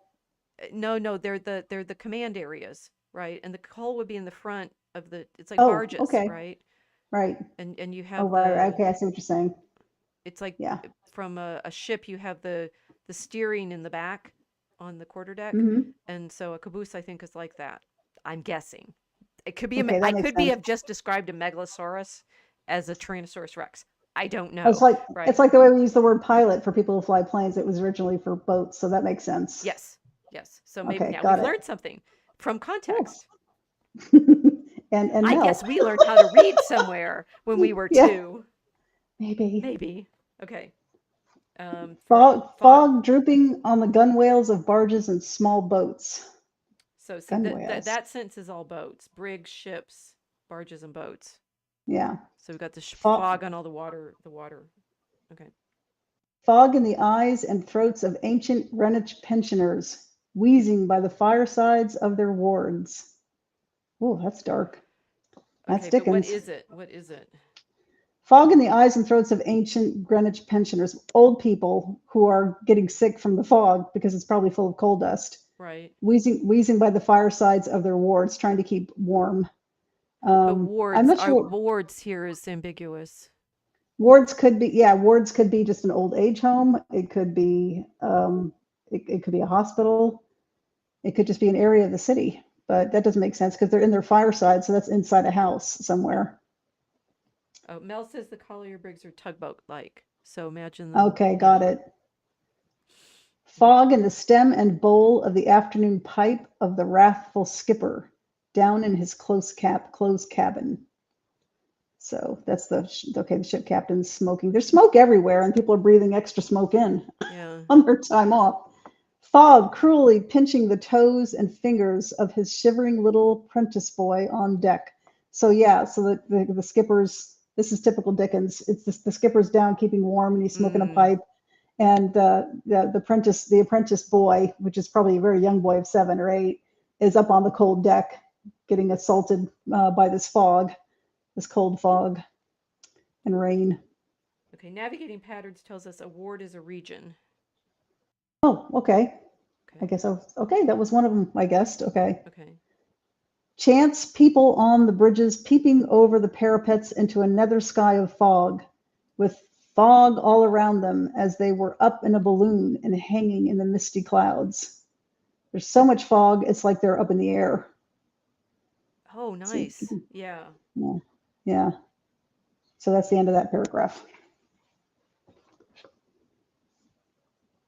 So he's kind of hinting at the oppression of the people, just the area itself being very oppressive and heavy with industry and the pollution that comes with that, and the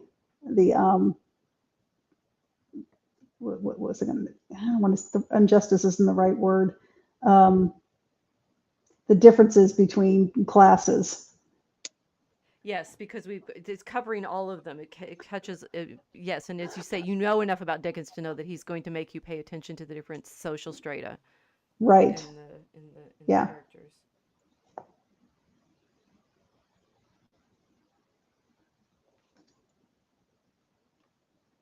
Okay, so in this one they're talking about the fog. One of the readers, this is in the category of the ones that they said problematic readers. Um, the original text reads, they read out the fog part and the pollutions, great and dirty city. Facilitator. Okay, subject. There's just fog everywhere. It's accurate. More about the fog creeping on the barges and small boats.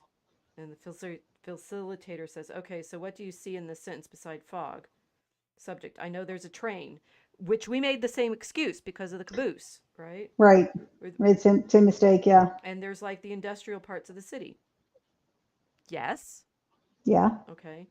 Um, That's correct. And Yeah. they comment, by reducing all these details in the passage to vague generic language, the subject does not really read closely enough to follow the fog as it moves throughout the shipyards. Well, she got tripped up by caboose, which we Yeah. did too. And Hmm. as she continues to skip over almost all the concrete details in the following sentences, she never recognizes that this literal fog, as it expands throughout London, becomes a symbol for the confusion, disarray, and blindness of the Court of Chancery. Okay, she's being a little bit too specific with her interpretation there. You can interpret it different ways. Well, we You haven't know. even gotten. I mean, we haven't gotten to Chancery yet either, right? It's Yeah. like it's just Well, it that's says it says in Chancery, chapter 1, but that doesn't mean anything. That's not part of the text that we're reading. It was just a title. not that part. So Yeah. they say they simplify. So what I mean, they're saying they're not doing the ridiculously exhaustive unpacking that we're doing, Yeah. and saying because they can't do that unpacking, they're not comprehending it. But the summaries that they're giving, and this is the problem with the exercises that these students have all been trained on, they've been trained that reading comprehension is being able to do those like that's why Very Chat simple. GPT Yeah. and AI have the Yeah. grip on people they do right now is because It's such a everybody's shame. This is such rich language. It's such rich imagery. It is a shame. But you're right. They're taught to distill it in short bites. yeah, Just give me the bottom line. What's this about? Fog's everywhere, and it's a very industrial city. Okay, next. she was right. Yeah, she is right. She's not wrong. Yeah. Right. So I mean, if you gave problematic student number 65, whatever, this passage and said what it's about, it says it's a fog in a polluted city. It is. Yeah. And because I got to say, because I mean because they've been reduced to reading so that they can fill in multiple.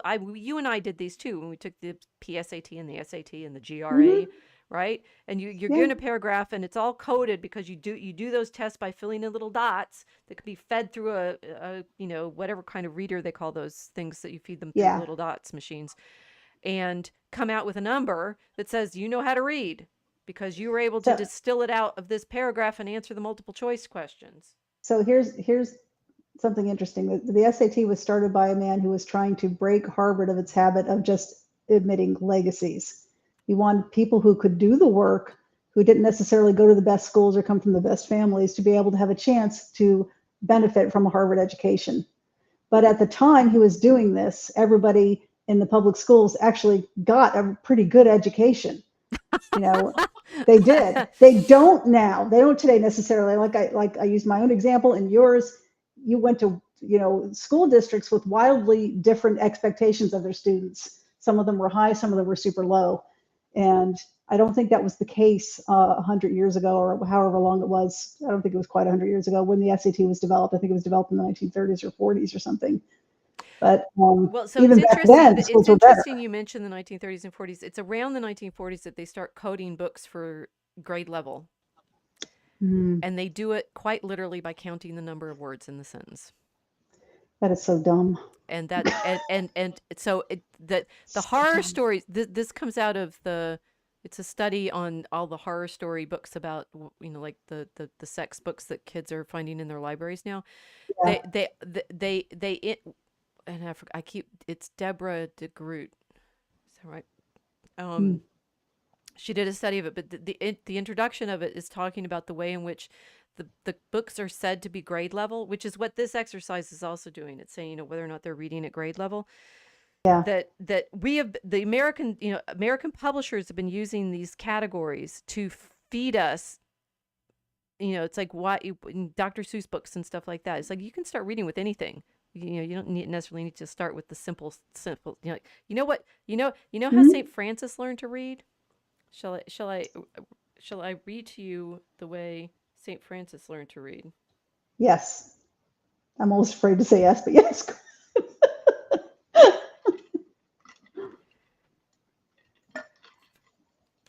Domine, labia Maria Pereis, et os meum initiabit laudum tuum. Deus, I have to cross myself, in adjutorium meum intende. Domine ad adjuvandum me festina, gloria Patri et Filio et Spiritus Sancto, sic et erat in principio et nunc et semper et in saecula saeculorum. Amen. Alleluia. Ave Maria, gratia plena, Dominus tecum. Ave Maria, gratia plena, Dominus tecum. Venite. Oh, it's not Italian or even French. Venite. You couldn't read those languages. They weren't written down yet. This was. People have to remember venite adoremus, right? Remember that? Well, Yeah. that's the hymn, right? Um, That's the hymn, right? People recognize it if you put it to Christmas music. well, But this yeah. is Psalm 94. So, Veniti exultamus Domino, jubilemus Deo salutari nostro, praecupemus faciam eius in confessione et in salmes jubilemus ei.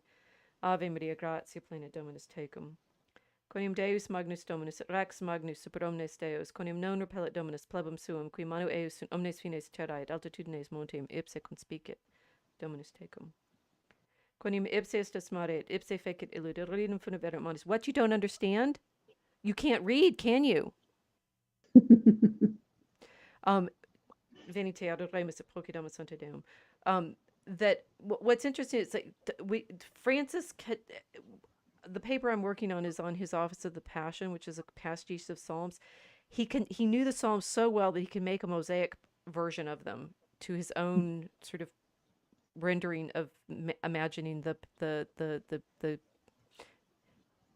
well, one of the editors calls it the jest in the sense of the epic of the great king, right? So he does this Mm, heraldic story with the Psalms that he learned by reading them this way in Latin, memorized them, and was able to craft and compose with them and such like that. yeah, Medieval children learned to read using the Psalms, using right. Latin, using the prayers, and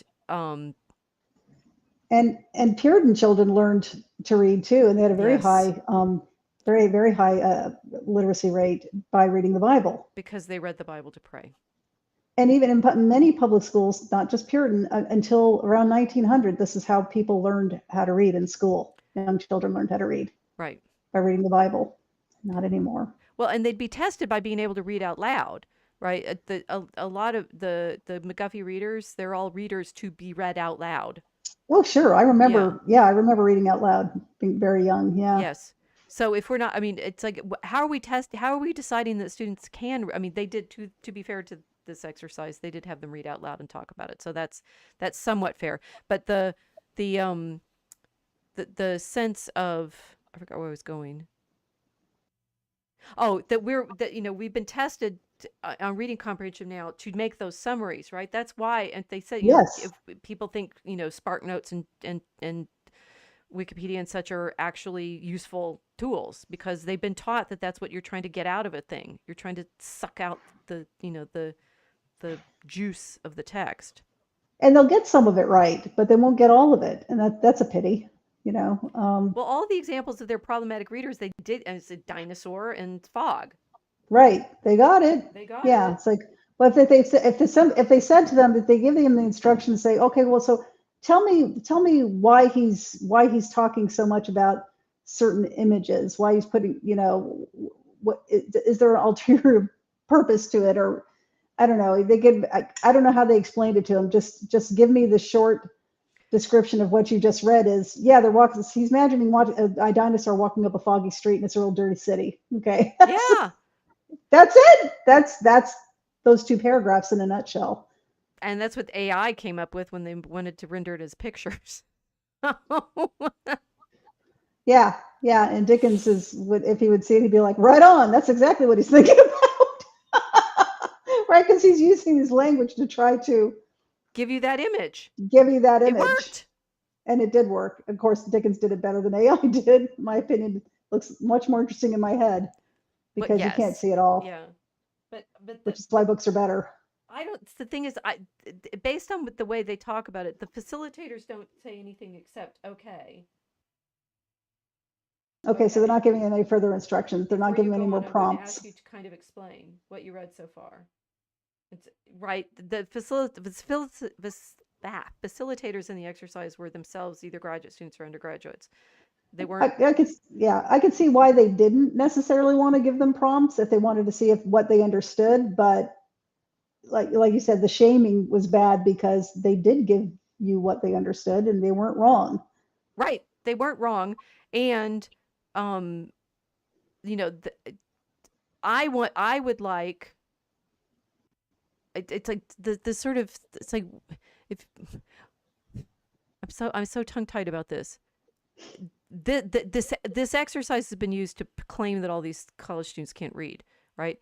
And when what they're actually showing that they're not able to do at the the deep level that college professors imagine they do is an explication de texte, right? They're actually expecting them to read like, oh, I don't know, medieval readers, and go through and do like I'm doing and like we're doing in this, wring out all of the meaning of the text from all of the different layers of literal, symbolic, and spiritual. Right. I love if everybody learned to read like that. No, they didn't.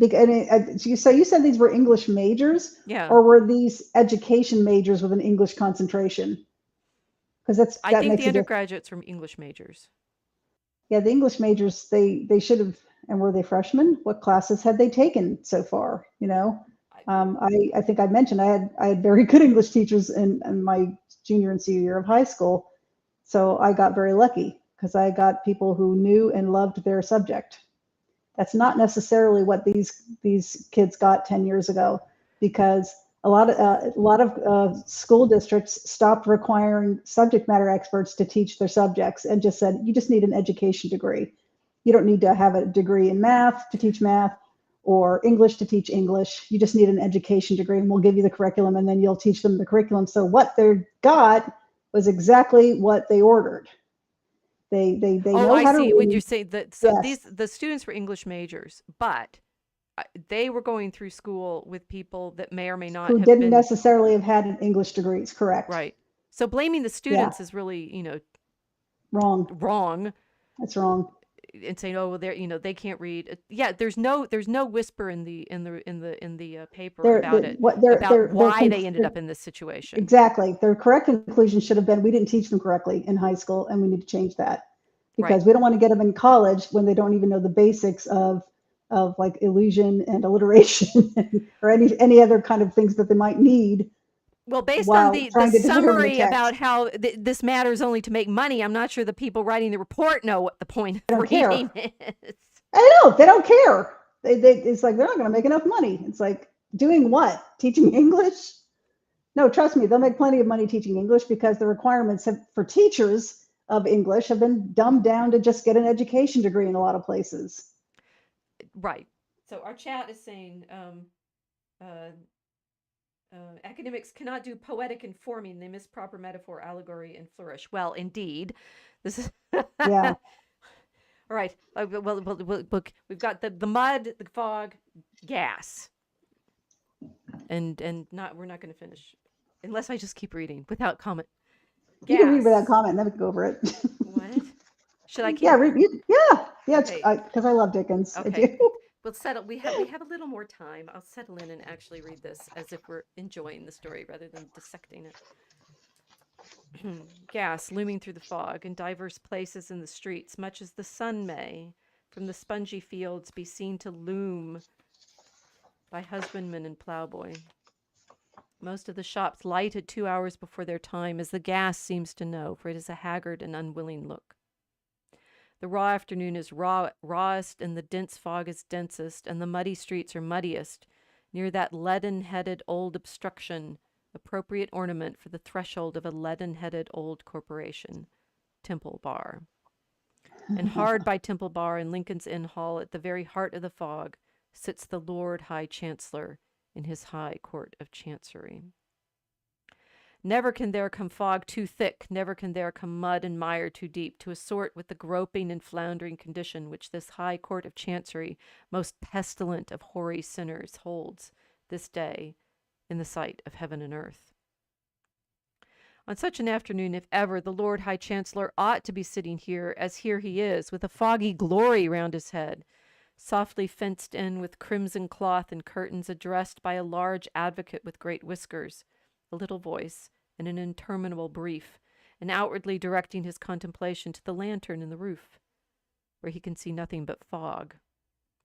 On such an afternoon, some score of members of the High Court of Chancery Bar ought to be, as here they are, mistily engaged in one of the 10,000 stages of an endless cause, tripping one another up on slippery precedents, groping knee-deep in technicalities, running their goat hair and horsehair warded heads against walls of words, and making a pretense of equity with serious faces, as players might.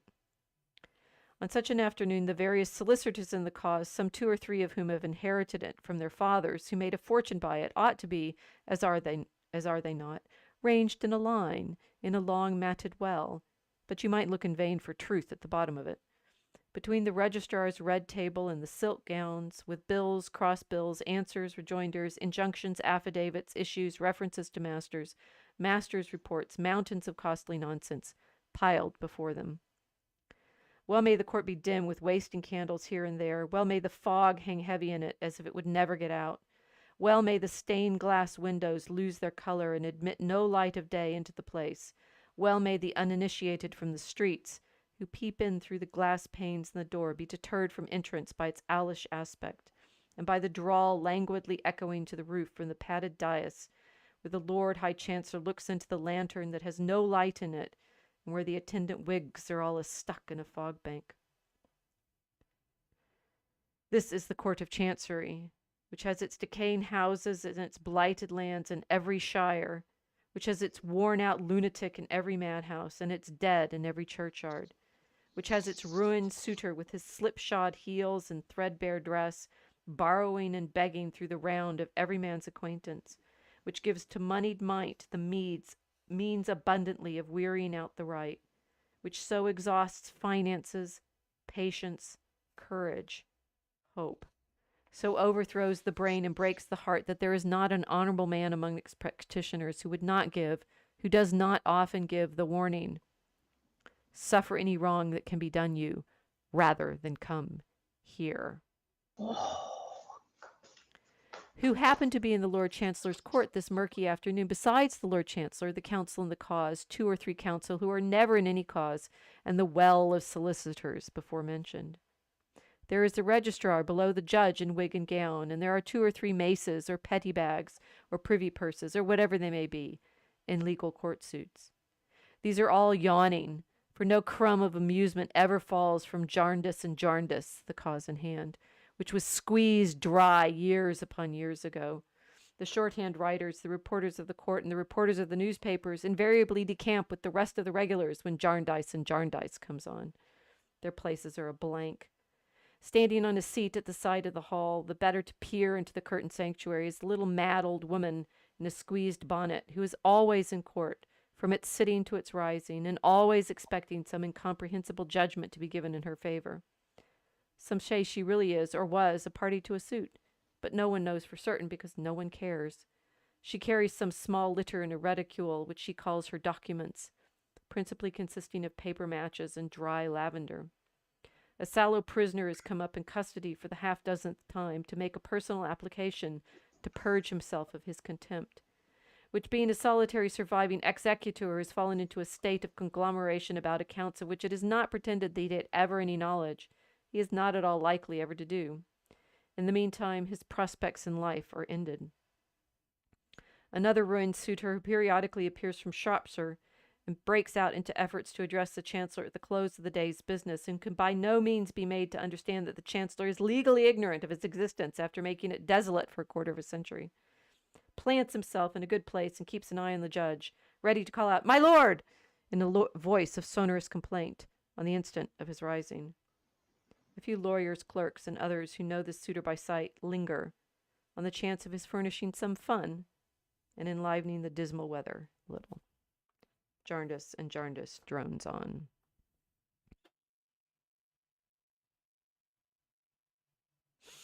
Bleak. Bleak. Very bleak. Suffer any wrong that can be done you rather than come here. All who enter here. Abandon hope. All you abandon hope. All you who enter here. Right. Yeah. This is still going on today, and I love the way he describes these kinds of courts basically polluting every corner of the country. Right. Every corner of the country, and impoverishing everyone who tries to bring a suit. It still goes on today. Right? People with money take people to court and just wear them out until there's nothing left, until they're gone. And it's a very cold business. And the lawyers there and the other people of the court who work there say, "Oh, he's coming back again. This should be fun. Let's laugh at him." You know, Right. It's awful. These people are horrible. They're awful, and you feel so bad for these people who just keep coming because they want their justice. They want their day in court. They want satisfaction from their day in court, and they're never going to get it. It's a very bleak house. They gave the students this passage to read as an exercise in proving the students couldn't read. It's not easy to read. It's difficult. Well, no. Because there's a lot going on.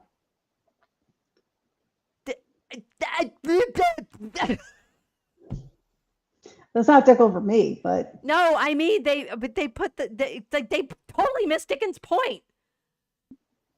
Just the court putting the people in that situation. I mean, laughing at them. Yeah. The irony of having the professors tell to the students, "You can't read because we have sat as the Lord High Chancellor in his wig, surrounded by his solicitors, refusing your suit." Yeah. Talk about the law and you don't. Tone deaf. Yeah, we know the text and you don't. Let's laugh at them. Right. Yeah. That's what I said that's what I wanted people to pick up from in my Substack. Not, it's like, look, they gave the students the same exercise that Dickens says the lawyers were giving all of those suitors who they show up regularly with their pathetic papers and their wait, will you hear me? Will you hear me? Will you hear me? Will you hear me? Will you hear me? Yeah. Do you Yeah. need me to spell it out for you? Do you notice what I just did? Why should we expect our students to be able to read for scriptural allusions and figures of speech, images and cross references and patterns of meaning, for symbolism and beauty and the resonances of phonemes, when everything in their education is telling them that reading is a skill that they need to make money? And making Right. money means filling in the right forms to get shipments from China or contracts from India.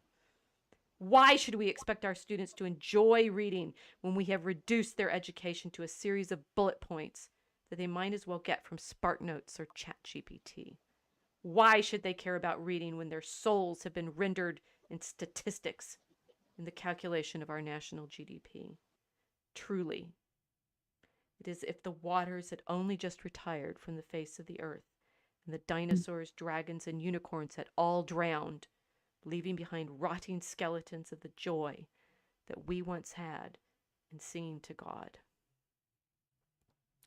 And you wonder the students cannot look up from their phones. Yeah, they're bored out of their minds. Our education system has killed the joy. Yeah. And that is unforgivable. Absolutely unforgivable. My grandmother was an English teacher and a Latin teacher. My other grandmother started a daycare. You made this of our world by reducing their reading to codes that you can then shame them with and say college students can't read. How dare you?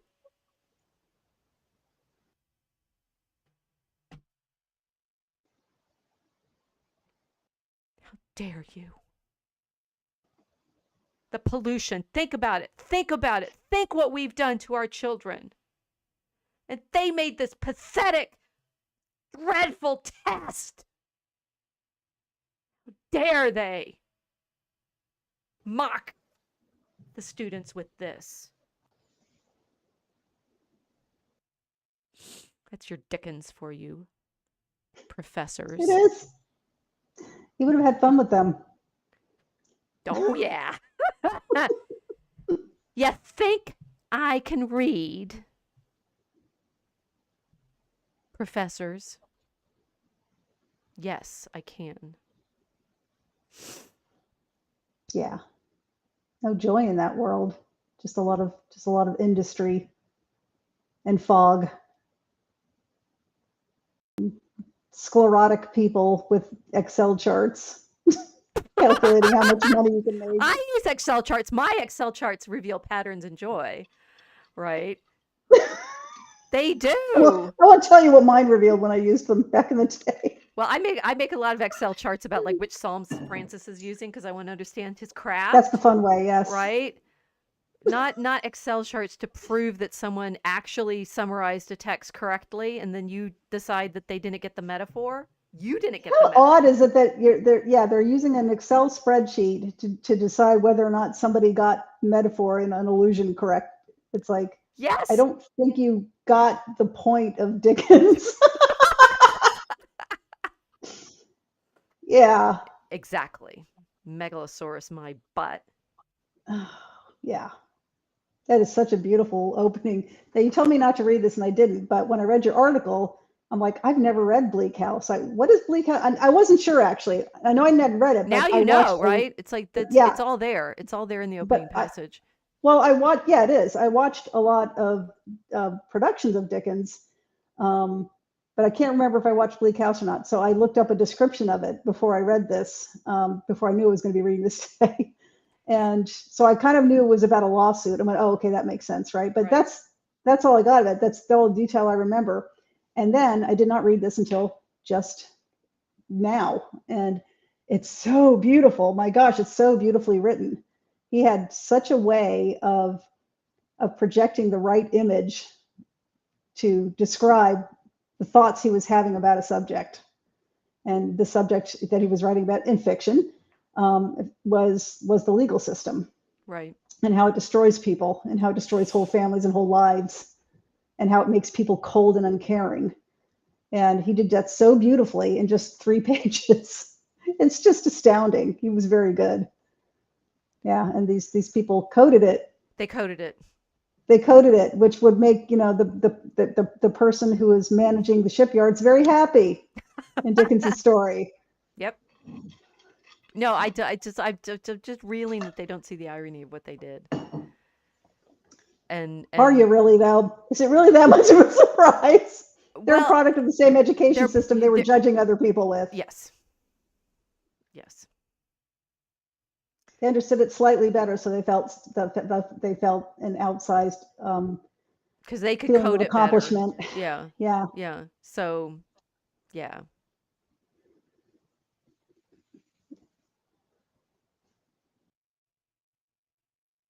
Legalism is navigating patterns says legalism is such, I dare say, which we have turned education into via the propositional tyranny. We've I you know it's all industry and just want you guys to realize that oh, using Dickens to do it is so tone deaf. It's astonishing. Dickens would write about people using Dickens to prove how dumb people were. Yes, that's it. That's the That's it. height of irony. That's it. Dickens would use you as a proof of what you just did. Dickens, oh gosh, somebody much more clever than me, please write a fictional story about, in the style of Dickens, about the state of academia and secondary education in this country. Please do it. Hey, they can redeem the professors who So did this study can redeem themselves by doing that. How's that? I don't think they have the talent. They I don't know them, but based upon this, I don't think they have the talent.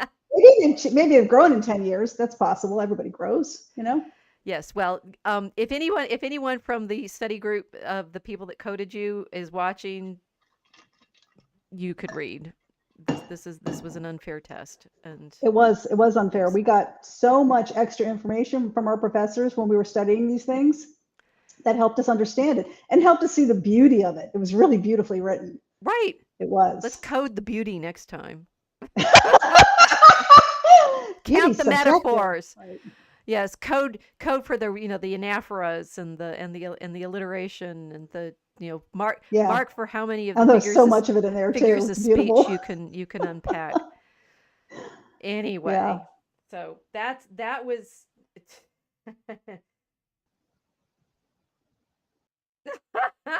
Mel says, I did poorly on my reading comprehension. However, I was the only one who knew that Nick Carraway from The Great Gatsby was gay. Well, there you go. He was? And I will say, the thing is, having mega bragged so that I could, stand on my high horse, sit on my high horse and judge you guys. I established I was a great student, right? I knew I could read, and I got an F on a paper on Huckleberry Finn because I got a straight up F in junior English. How is that possible? Well, okay, so the exercise, this was very interesting. It's like it certainly taught me how to read. We had we had a choice of different passages, and the one I took was reading when Huck they go to there's a shack, right, on that the Duke and it's the Duke and there's something else, and they're describing the shack, and I went back and looked at it. I've written a blog post about this, and they have there's a oilcloth tablecloth that has a picture of an eagle on it or something, and in Huck's description of things from Huck's perspective, this is all finely decorated and stuff, and so I took him literally. Oh, because he didn't know, because he grew up poor. You're supposed to, well, I don't know, maybe I was reading this in Amarillo and in the 80s, right? That I thought he meant it was actually, you were meant to think it's a really nice tablecloth. No, it's oil, and I think I looked it up, and some people reading Huckleberry Finn figured out what issue of particular print tablecloth this thing was. Oh, that's cool. But the whole point of it is that Huck, in it, the Duke and his whoever the other person is in the scene, they're pretending to be nobility, right? But they're not. They're they're the hillbillies who are in their and Huck wouldn't know. And he grew Huck up in a wouldn't know terrible because, situation, right? And so I kind of missed the point of reading that scene, and I took it straight, and I got flat out F. I thought I was the literal one. I'm very little. Right? See? But I mean, getting that F then taught me, read for frame, right? Read Mm-hmm. for the perspective of the narrator and Right. things like What's the that. subcontext here? Right, Yeah. yeah. And so, everybody in academia read for frame. Because maybe you're missing the perspective that you're supposed to be taking on what's going on in the story. Yeah. Yeah. All right. So, is everybody properly shamed? Properly shamed. I have no shame. Everybody better be properly shamed. Let me see. Let's see. I do understand before you read those, but I do understand now when we were at BaseCon and I was speaking to some people about AI and they said, you won't be able to tell the difference between an AI written story and a human written story. I said, absolutely will. No, no, I'm telling you, you won't. I said, no, it's got no soul. You can tell when something's been written by a human being and when something hasn't. Yeah. And he was insistent, this young man who was so insistent, but now I understand why. It's because he wasn't taught how to read like this. He's not picking this stuff up when he is reading, Ooh. I'm guessing. Well, we should. I mean, so to be continued in our exercise, if whether people can read. Um, we the it took me doing this exercise with this study to realize, indeed, the reason that people are satisfied with the AI summaries, the Grok summaries, is that's what they've been trained to think reading means. Right, right. Clearly, Give me the basic meaning of this give me text. the gist of this text, and Give that's me what the the AIs are facts. doing. Yeah, Yeah. yeah. And no sense of the, I mean, what we've been trying to practice with the poetry, the layering, and the meaning. And of course, when we've tried with Grok, which is a pretty good search engine and summary generator, Mm-hmm. it's flat when you ask it to do this kind of layered. Yes. And it gets worse the more it tries to redo it. Right. That was really interesting. Yeah. Okay. I think it's just Mel and navigating patterns listening to us. Well, thank you all for joining us, and Thank everybody, you. like, subscribe, get us out there, tell everybody that in fact learning to read is both practical in ways that people are not acknowledging and way harder than everybody thinks. Yeah. And if you think you can read, come hang out with me. She's got a list. And I have grandmothers who know how to do this, right? Yeah. Good night, everyone. Read some Dickens.